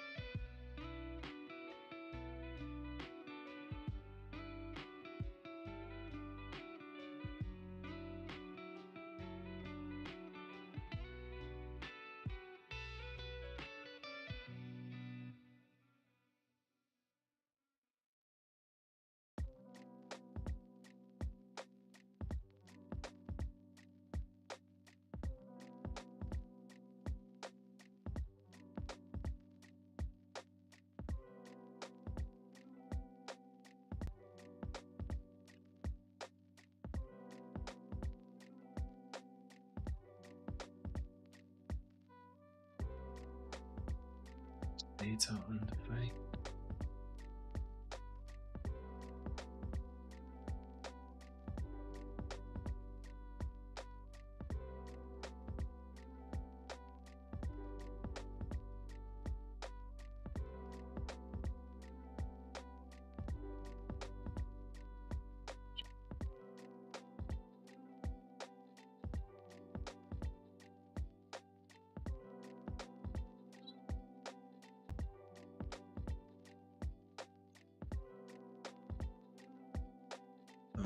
Don't need to call fetch because everything's already there.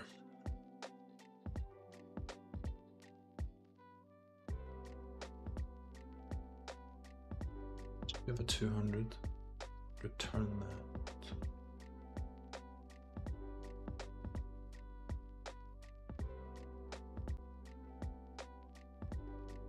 Sure.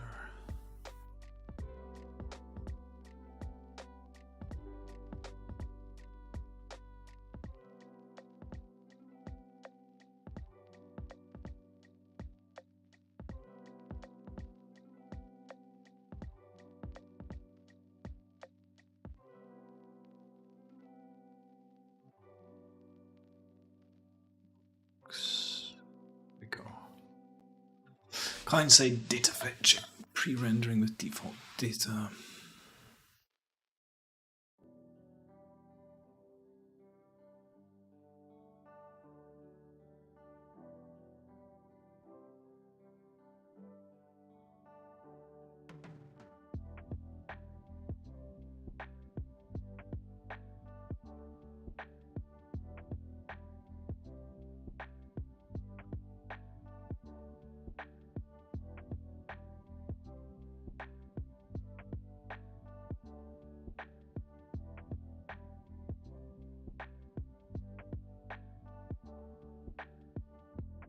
Static props.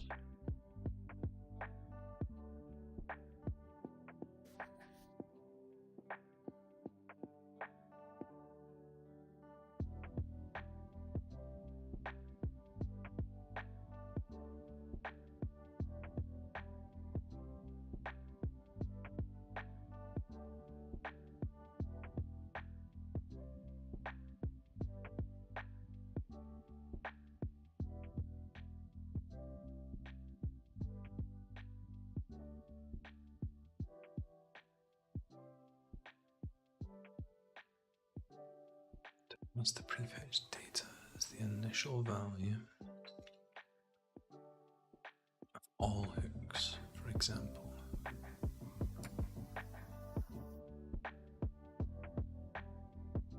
Const data.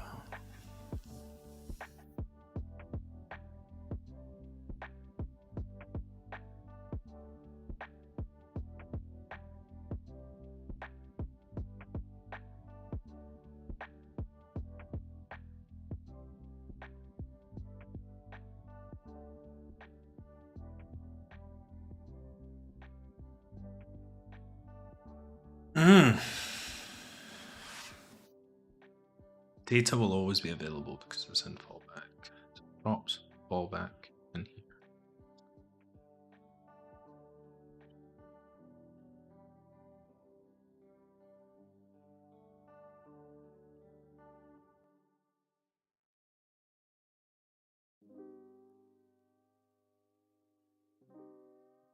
Okay, so we're on the YouTube page. Get function YouTube. So create get static props. I'm going to await.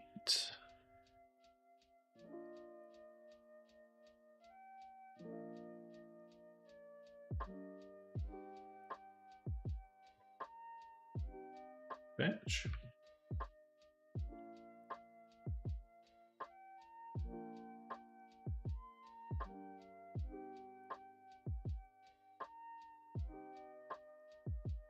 So props fallback.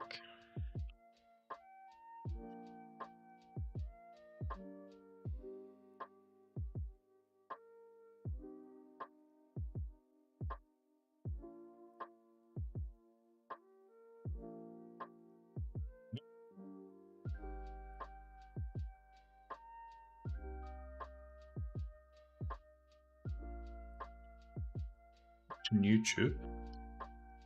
We'll have a fallback.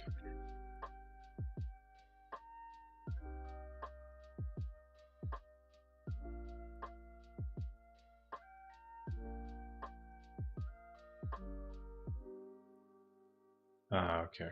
So let's do this. It's going to be the full page. And then let's grab this. Instead. This.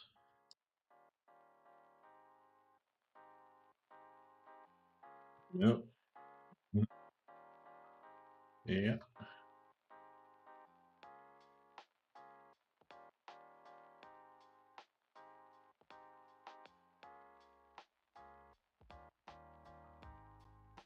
Not sure how I would type this, but let's see.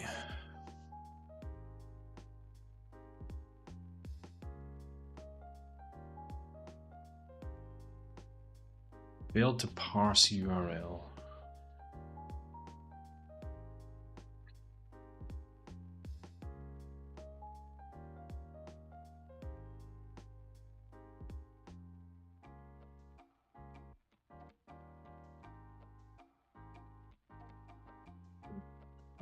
Oh, I actually think I asked this right.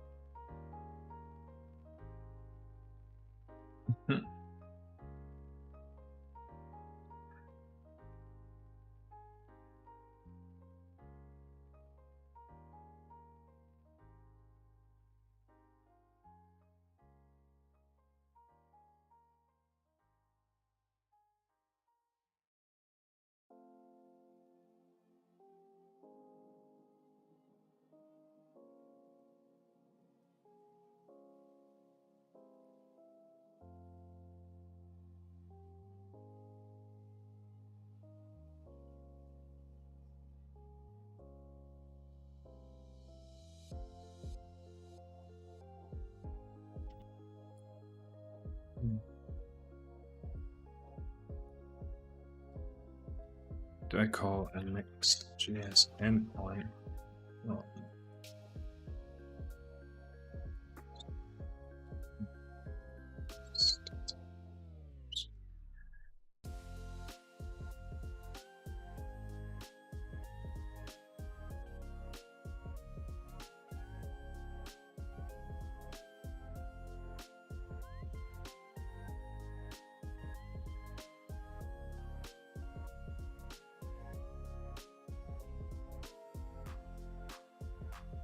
Fetch not work there.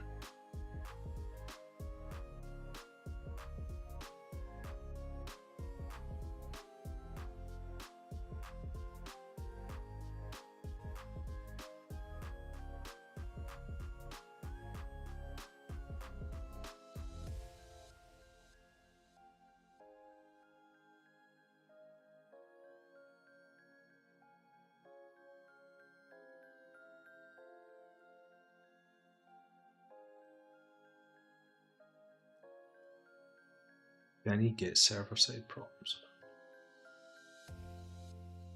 Use fetch to call the endpoint.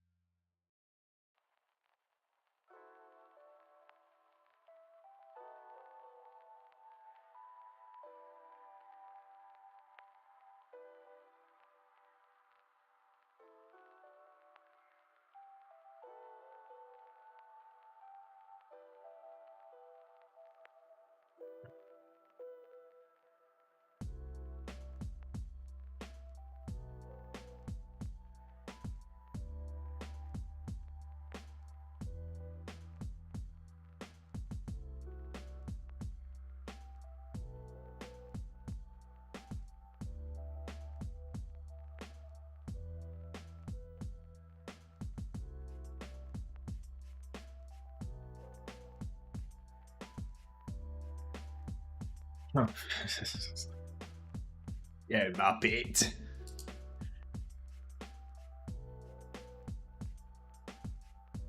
Isn't there failing to grab it?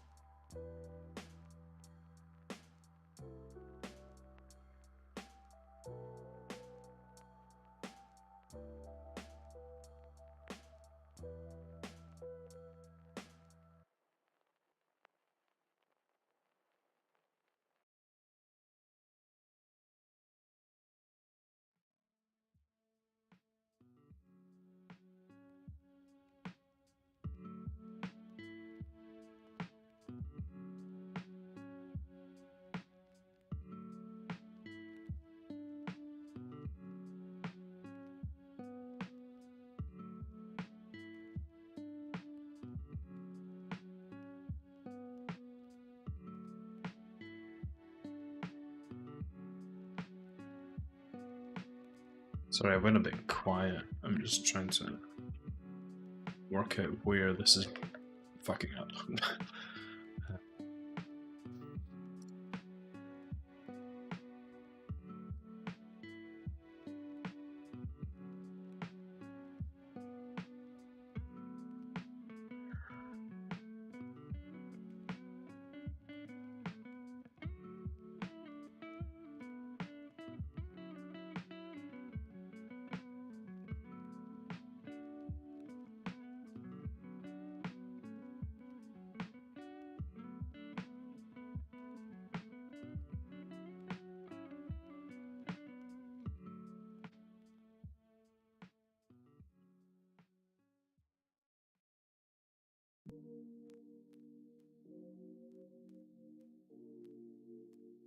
Fail to parse URL / API / YouTube.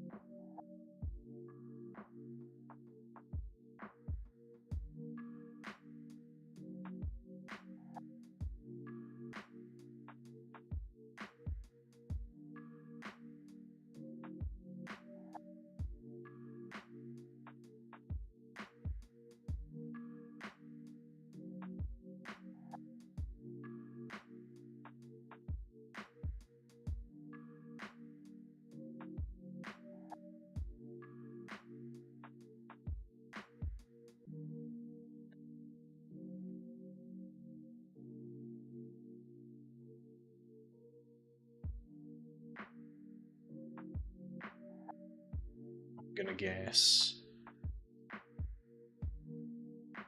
Pretty sure promise.all fails. Any of them fails. If the first one fails,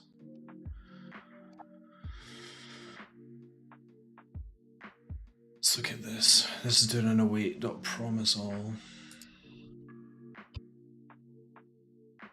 Catch error.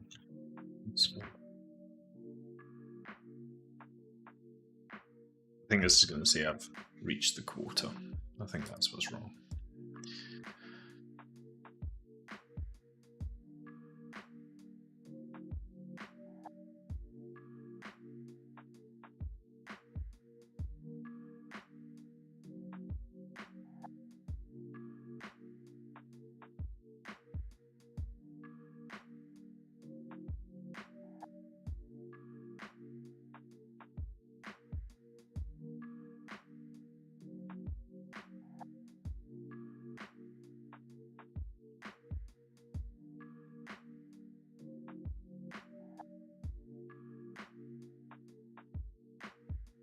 Promise description.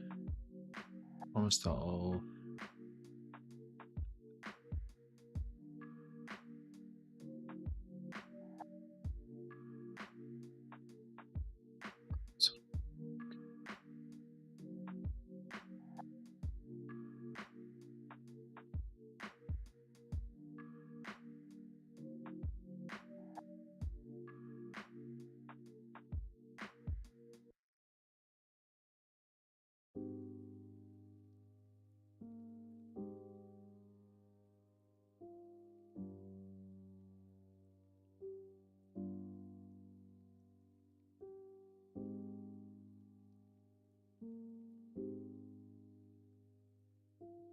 Why can't I just do that?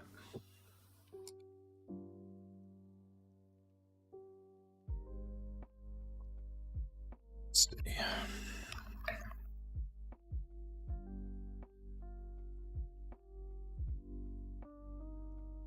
Is this going to build even though there's a TypeScript error? Yes.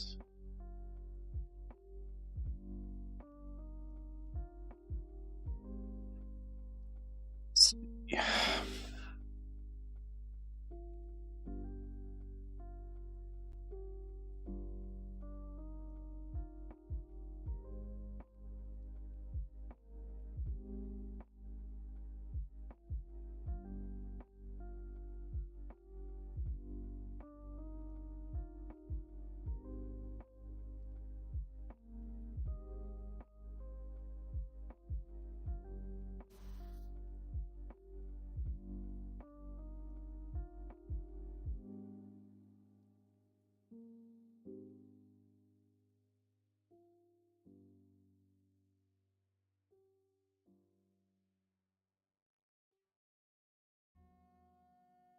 Why is that stop fucking working?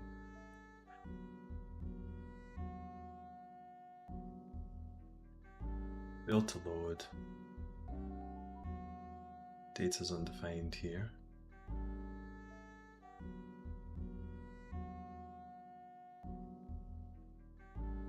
Ooh. What if I just do this? Yes. Still undefined. Fuck, man. Failed to parse the URL.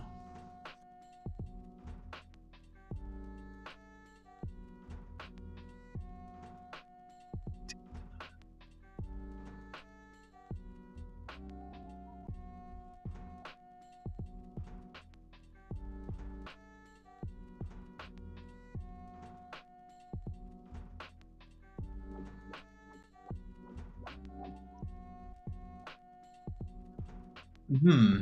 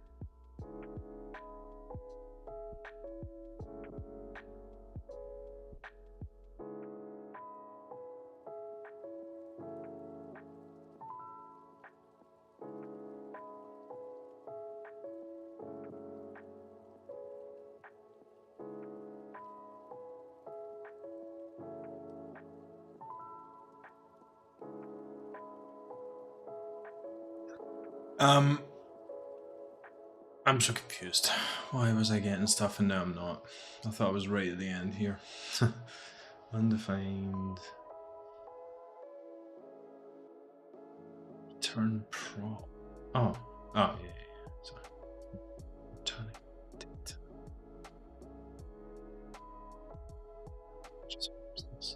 I don't await it. Really just firing at will.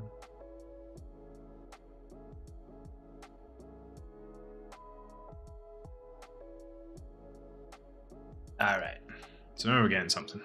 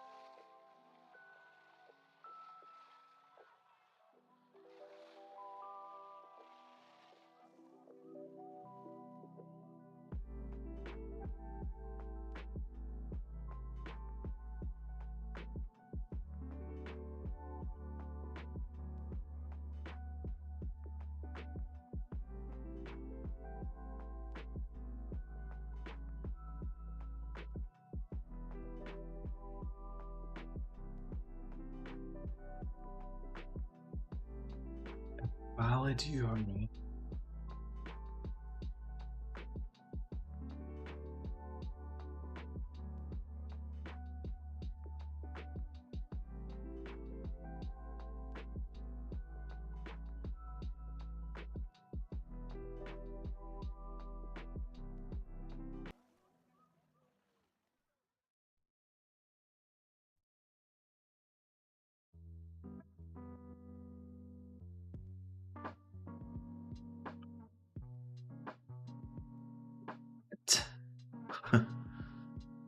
Seriously, props.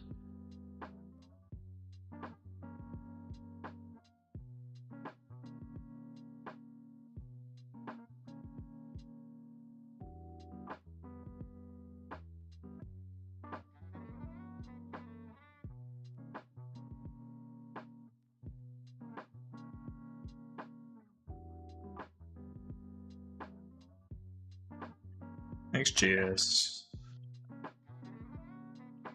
YouTube, API, server side,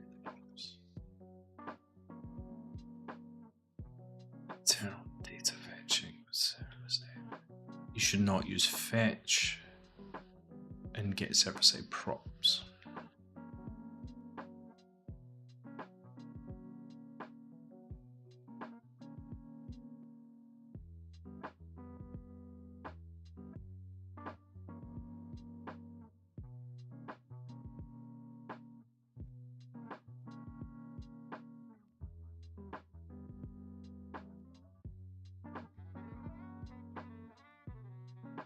Here's a small refactor example that allows you to have logic reused and get server-side props.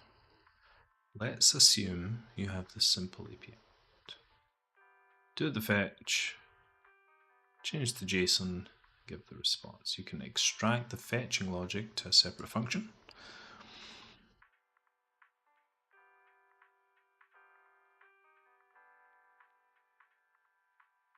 Okay.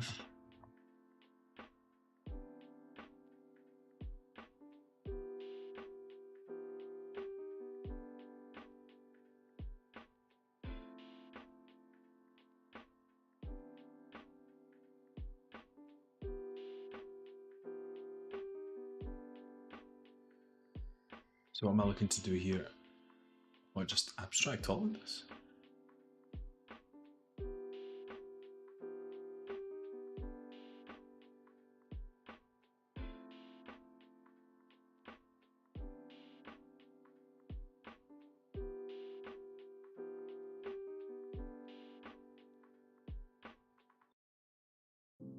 Okay, Google off.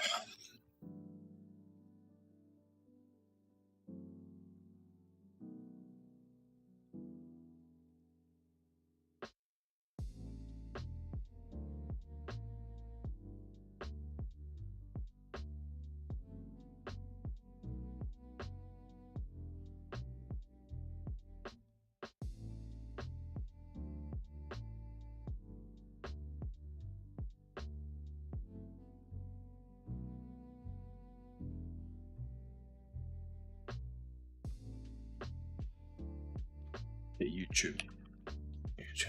Get YouTube client.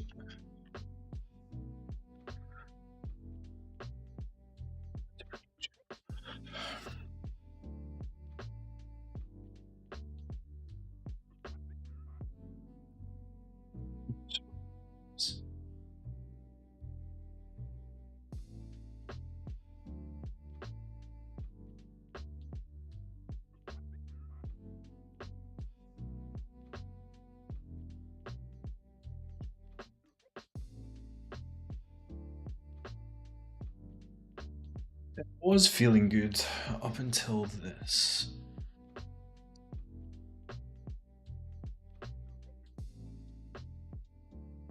JSON data.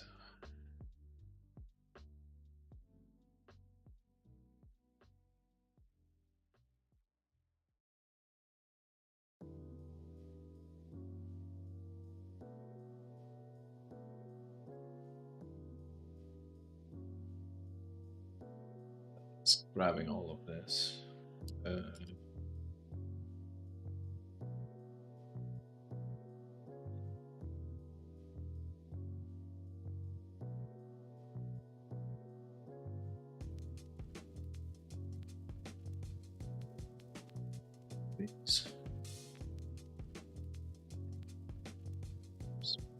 JSON.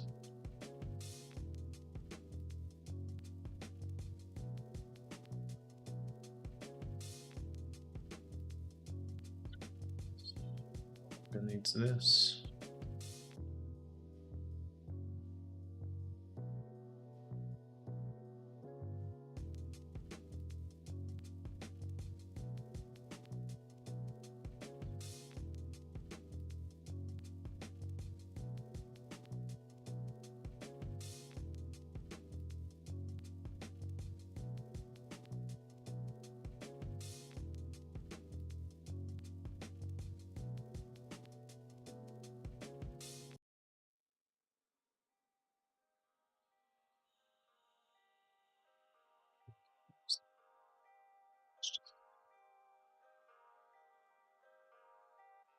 Data.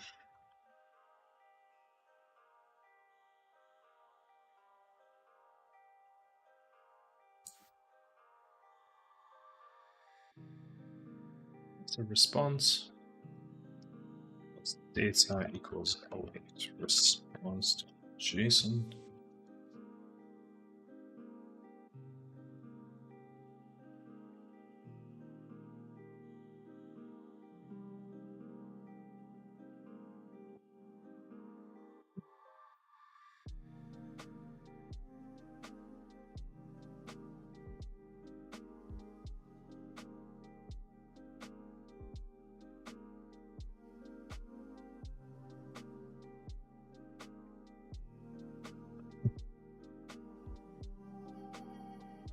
Hold on.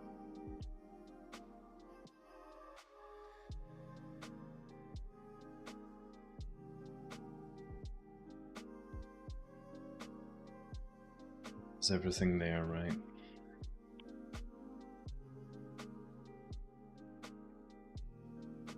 Just want to return that object here.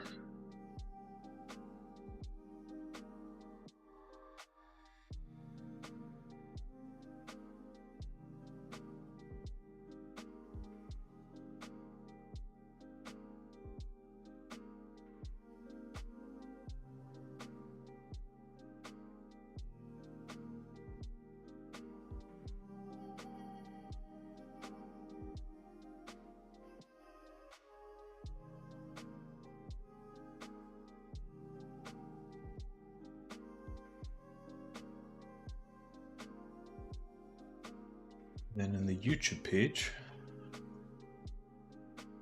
and get server-side props, const data. So we need get YouTube data.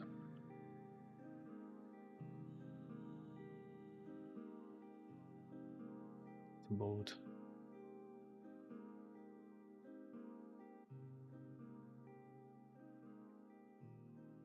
I do have data now though.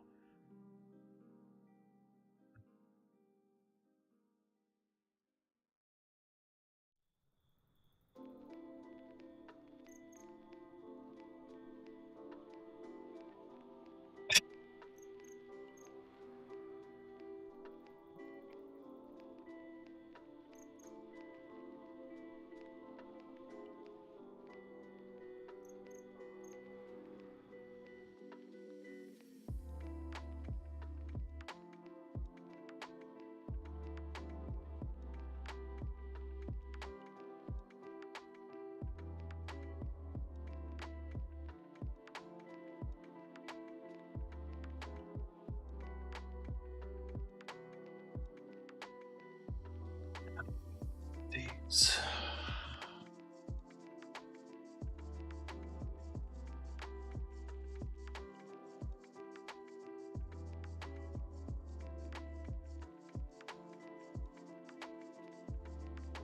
How are you getting to that?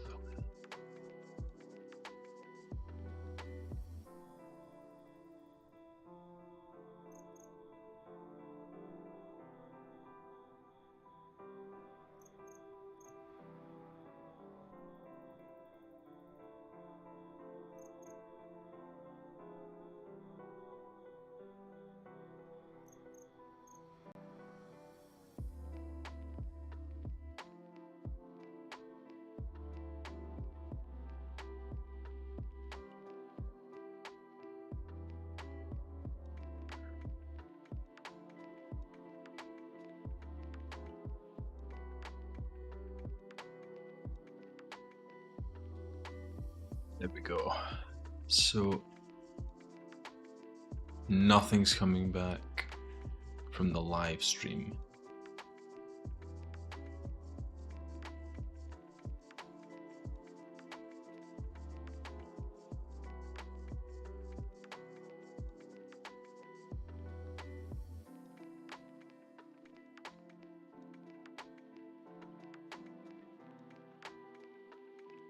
Video.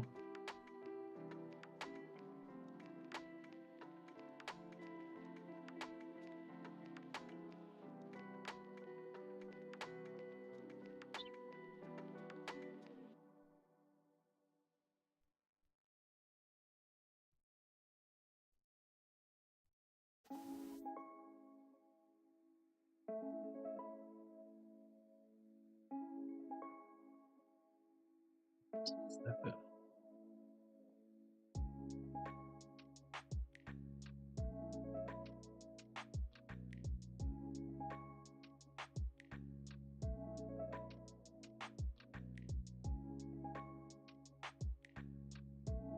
Is it missing the appropriate scope?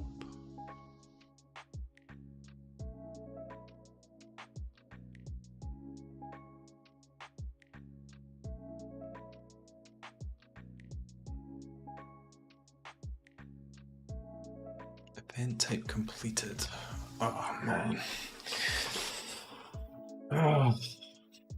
I just want this to render. Quick bathroom break, 2 minutes.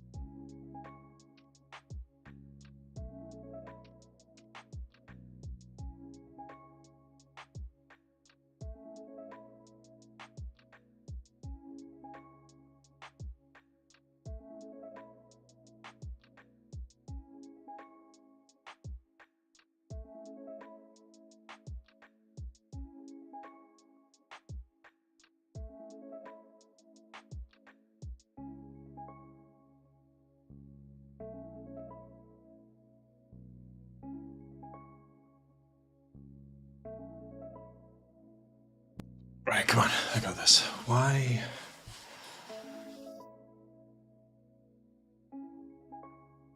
Latest live stream undefined.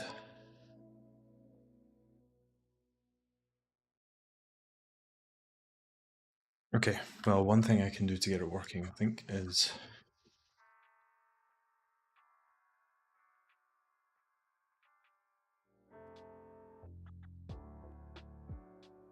this.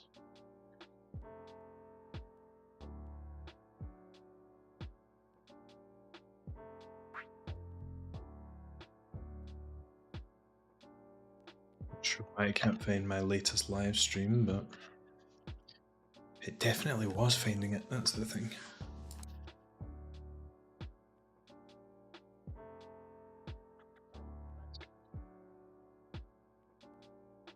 It's my debugger, which is in the helpers.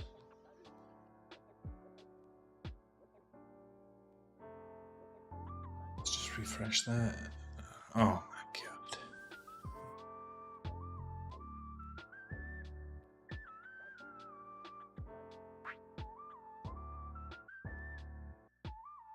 mind.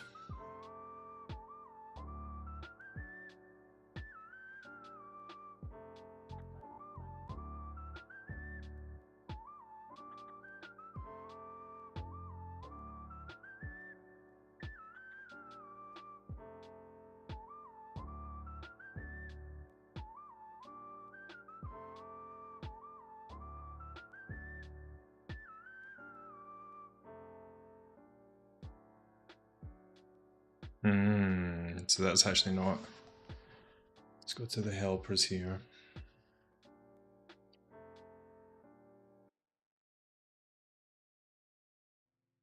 What's that freaking out?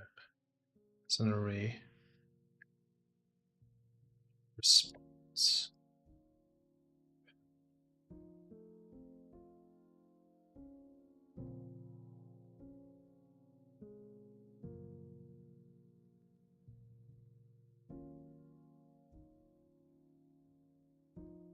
Right. Oh my.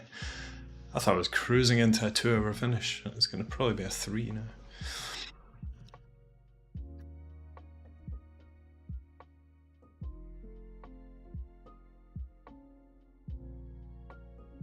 Latest video.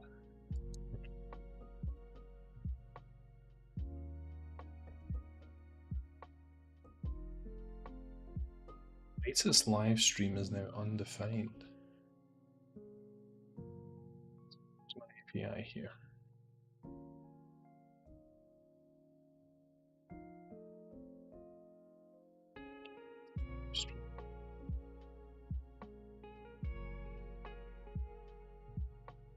Type live.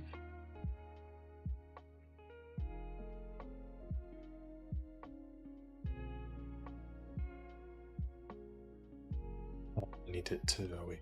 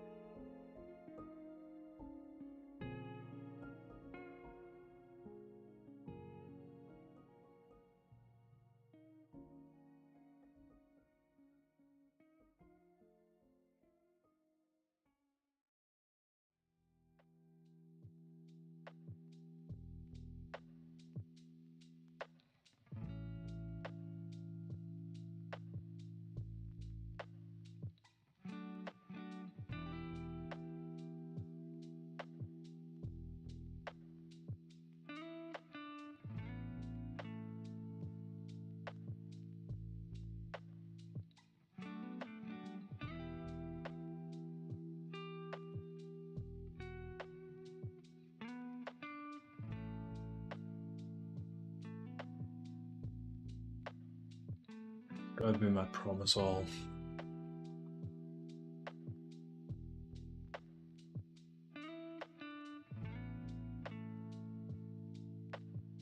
Something to do with the promise all.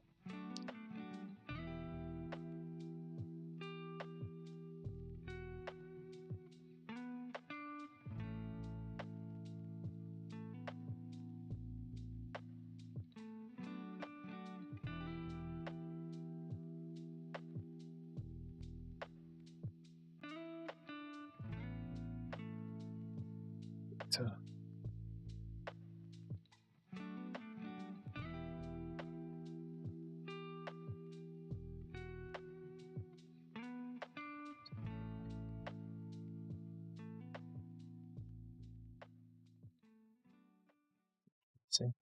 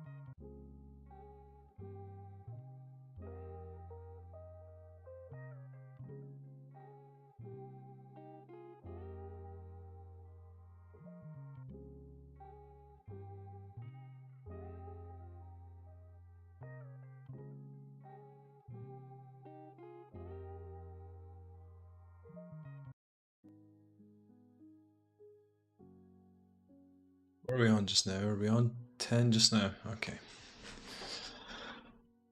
This one today.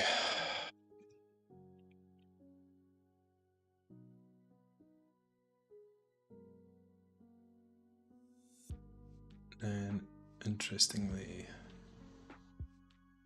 YouTube channel ID, get latest video, event type completed, type video. It's interesting because if you go to my channel,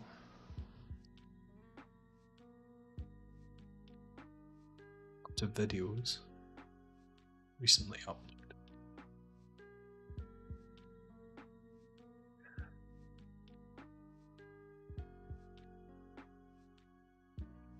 Okay, I'm just going to simplify it.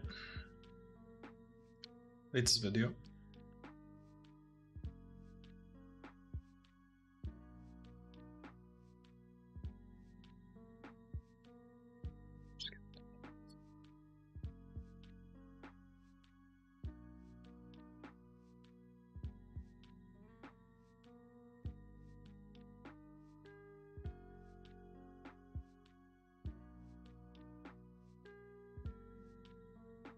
Usefully handle errors.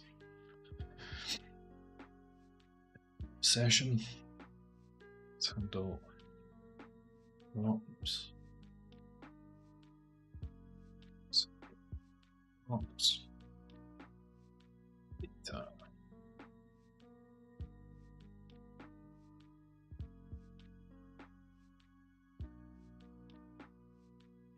Video.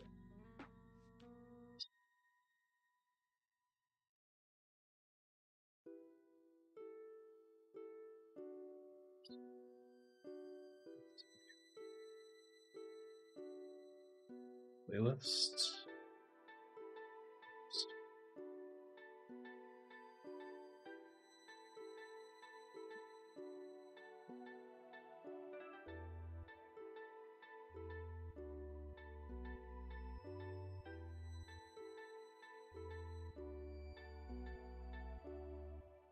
Video.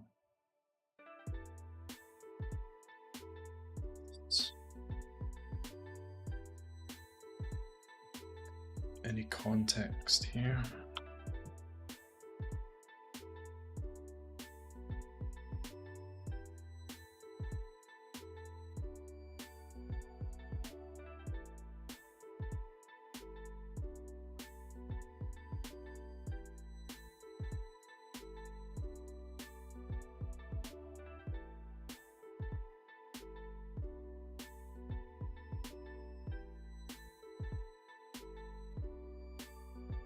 Do try catches.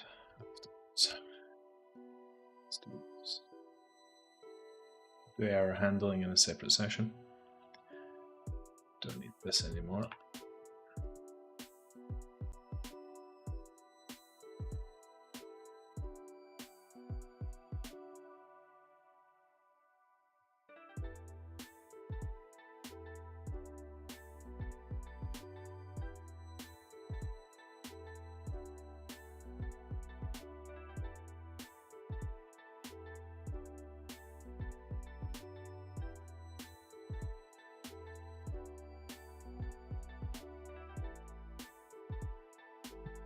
Okay, we got there. Let's do a restack. See.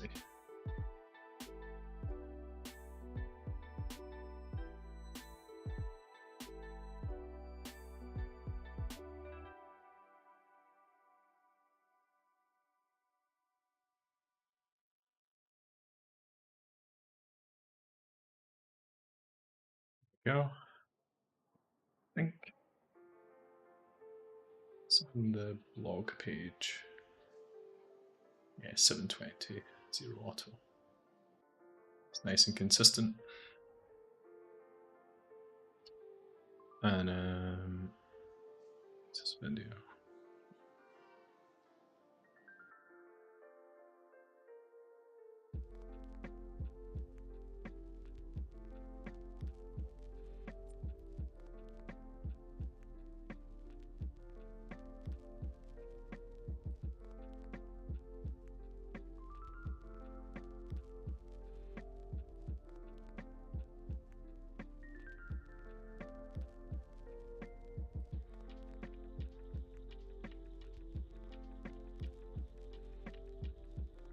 We got there.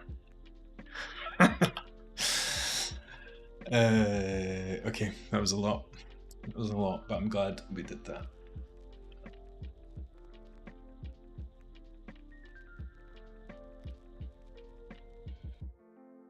What have we got here? There's going to be a few commits here. It's just.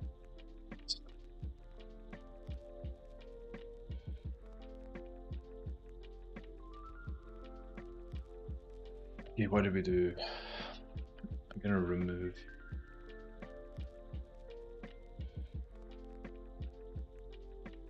This WR. The lock will be slightly out, but it should be okay.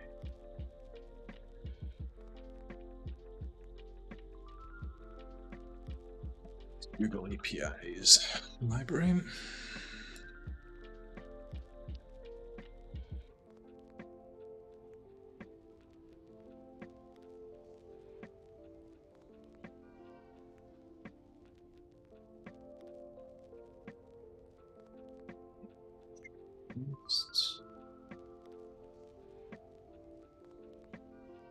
I don't think I'm actually using this fetcher anymore.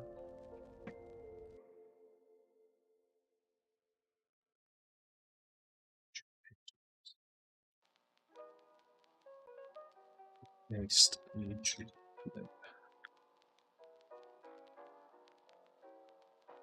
Yeah. Ooh.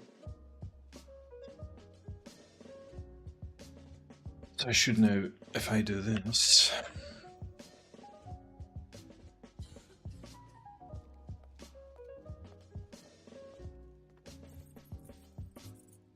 Nice. So that gives me all of my data on an endpoint. Cool. Well, that was intense. Glad we got there in the end.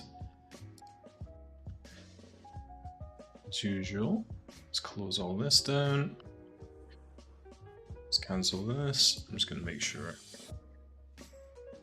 Use local storage, console log. Yeah, let's get rid of this. No need for that.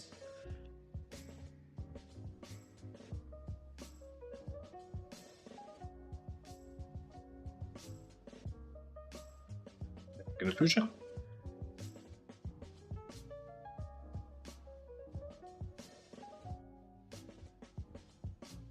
I'm gonna deploy. Oh man, I am tired after that. So to recap, I moved the YouTube helper functions, which were performing fetches. Instead, I created a Google service account, which will hopefully bypass the quota, because I still seem to be rendering videos here. I'm now using a YouTube client to retrieve the information that I need, and using the field and part properties on this, I can actually specify exactly what I need, which keeps the response nice and short. I then return that, and then on the YouTube page,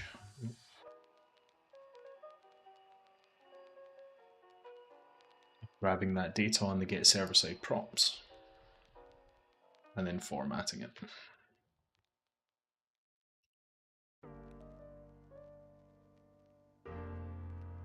Now we have this, which is good times.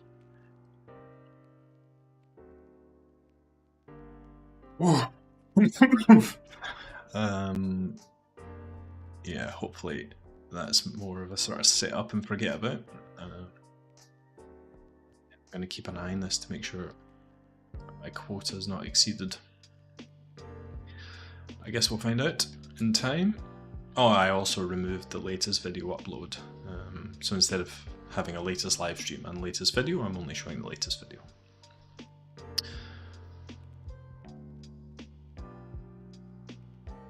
Did that fail?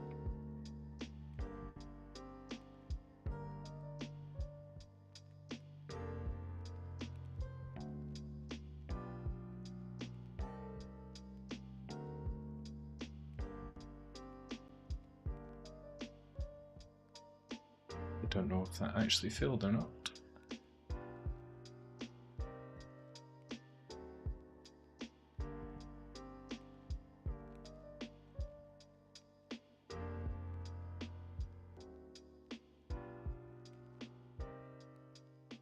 Just not building. No.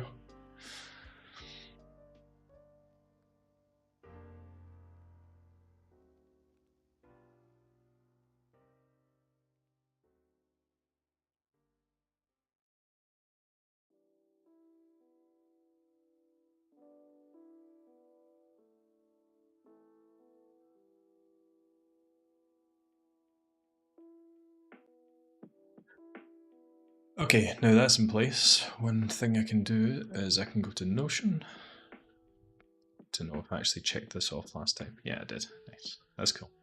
All right, next session I'm going to add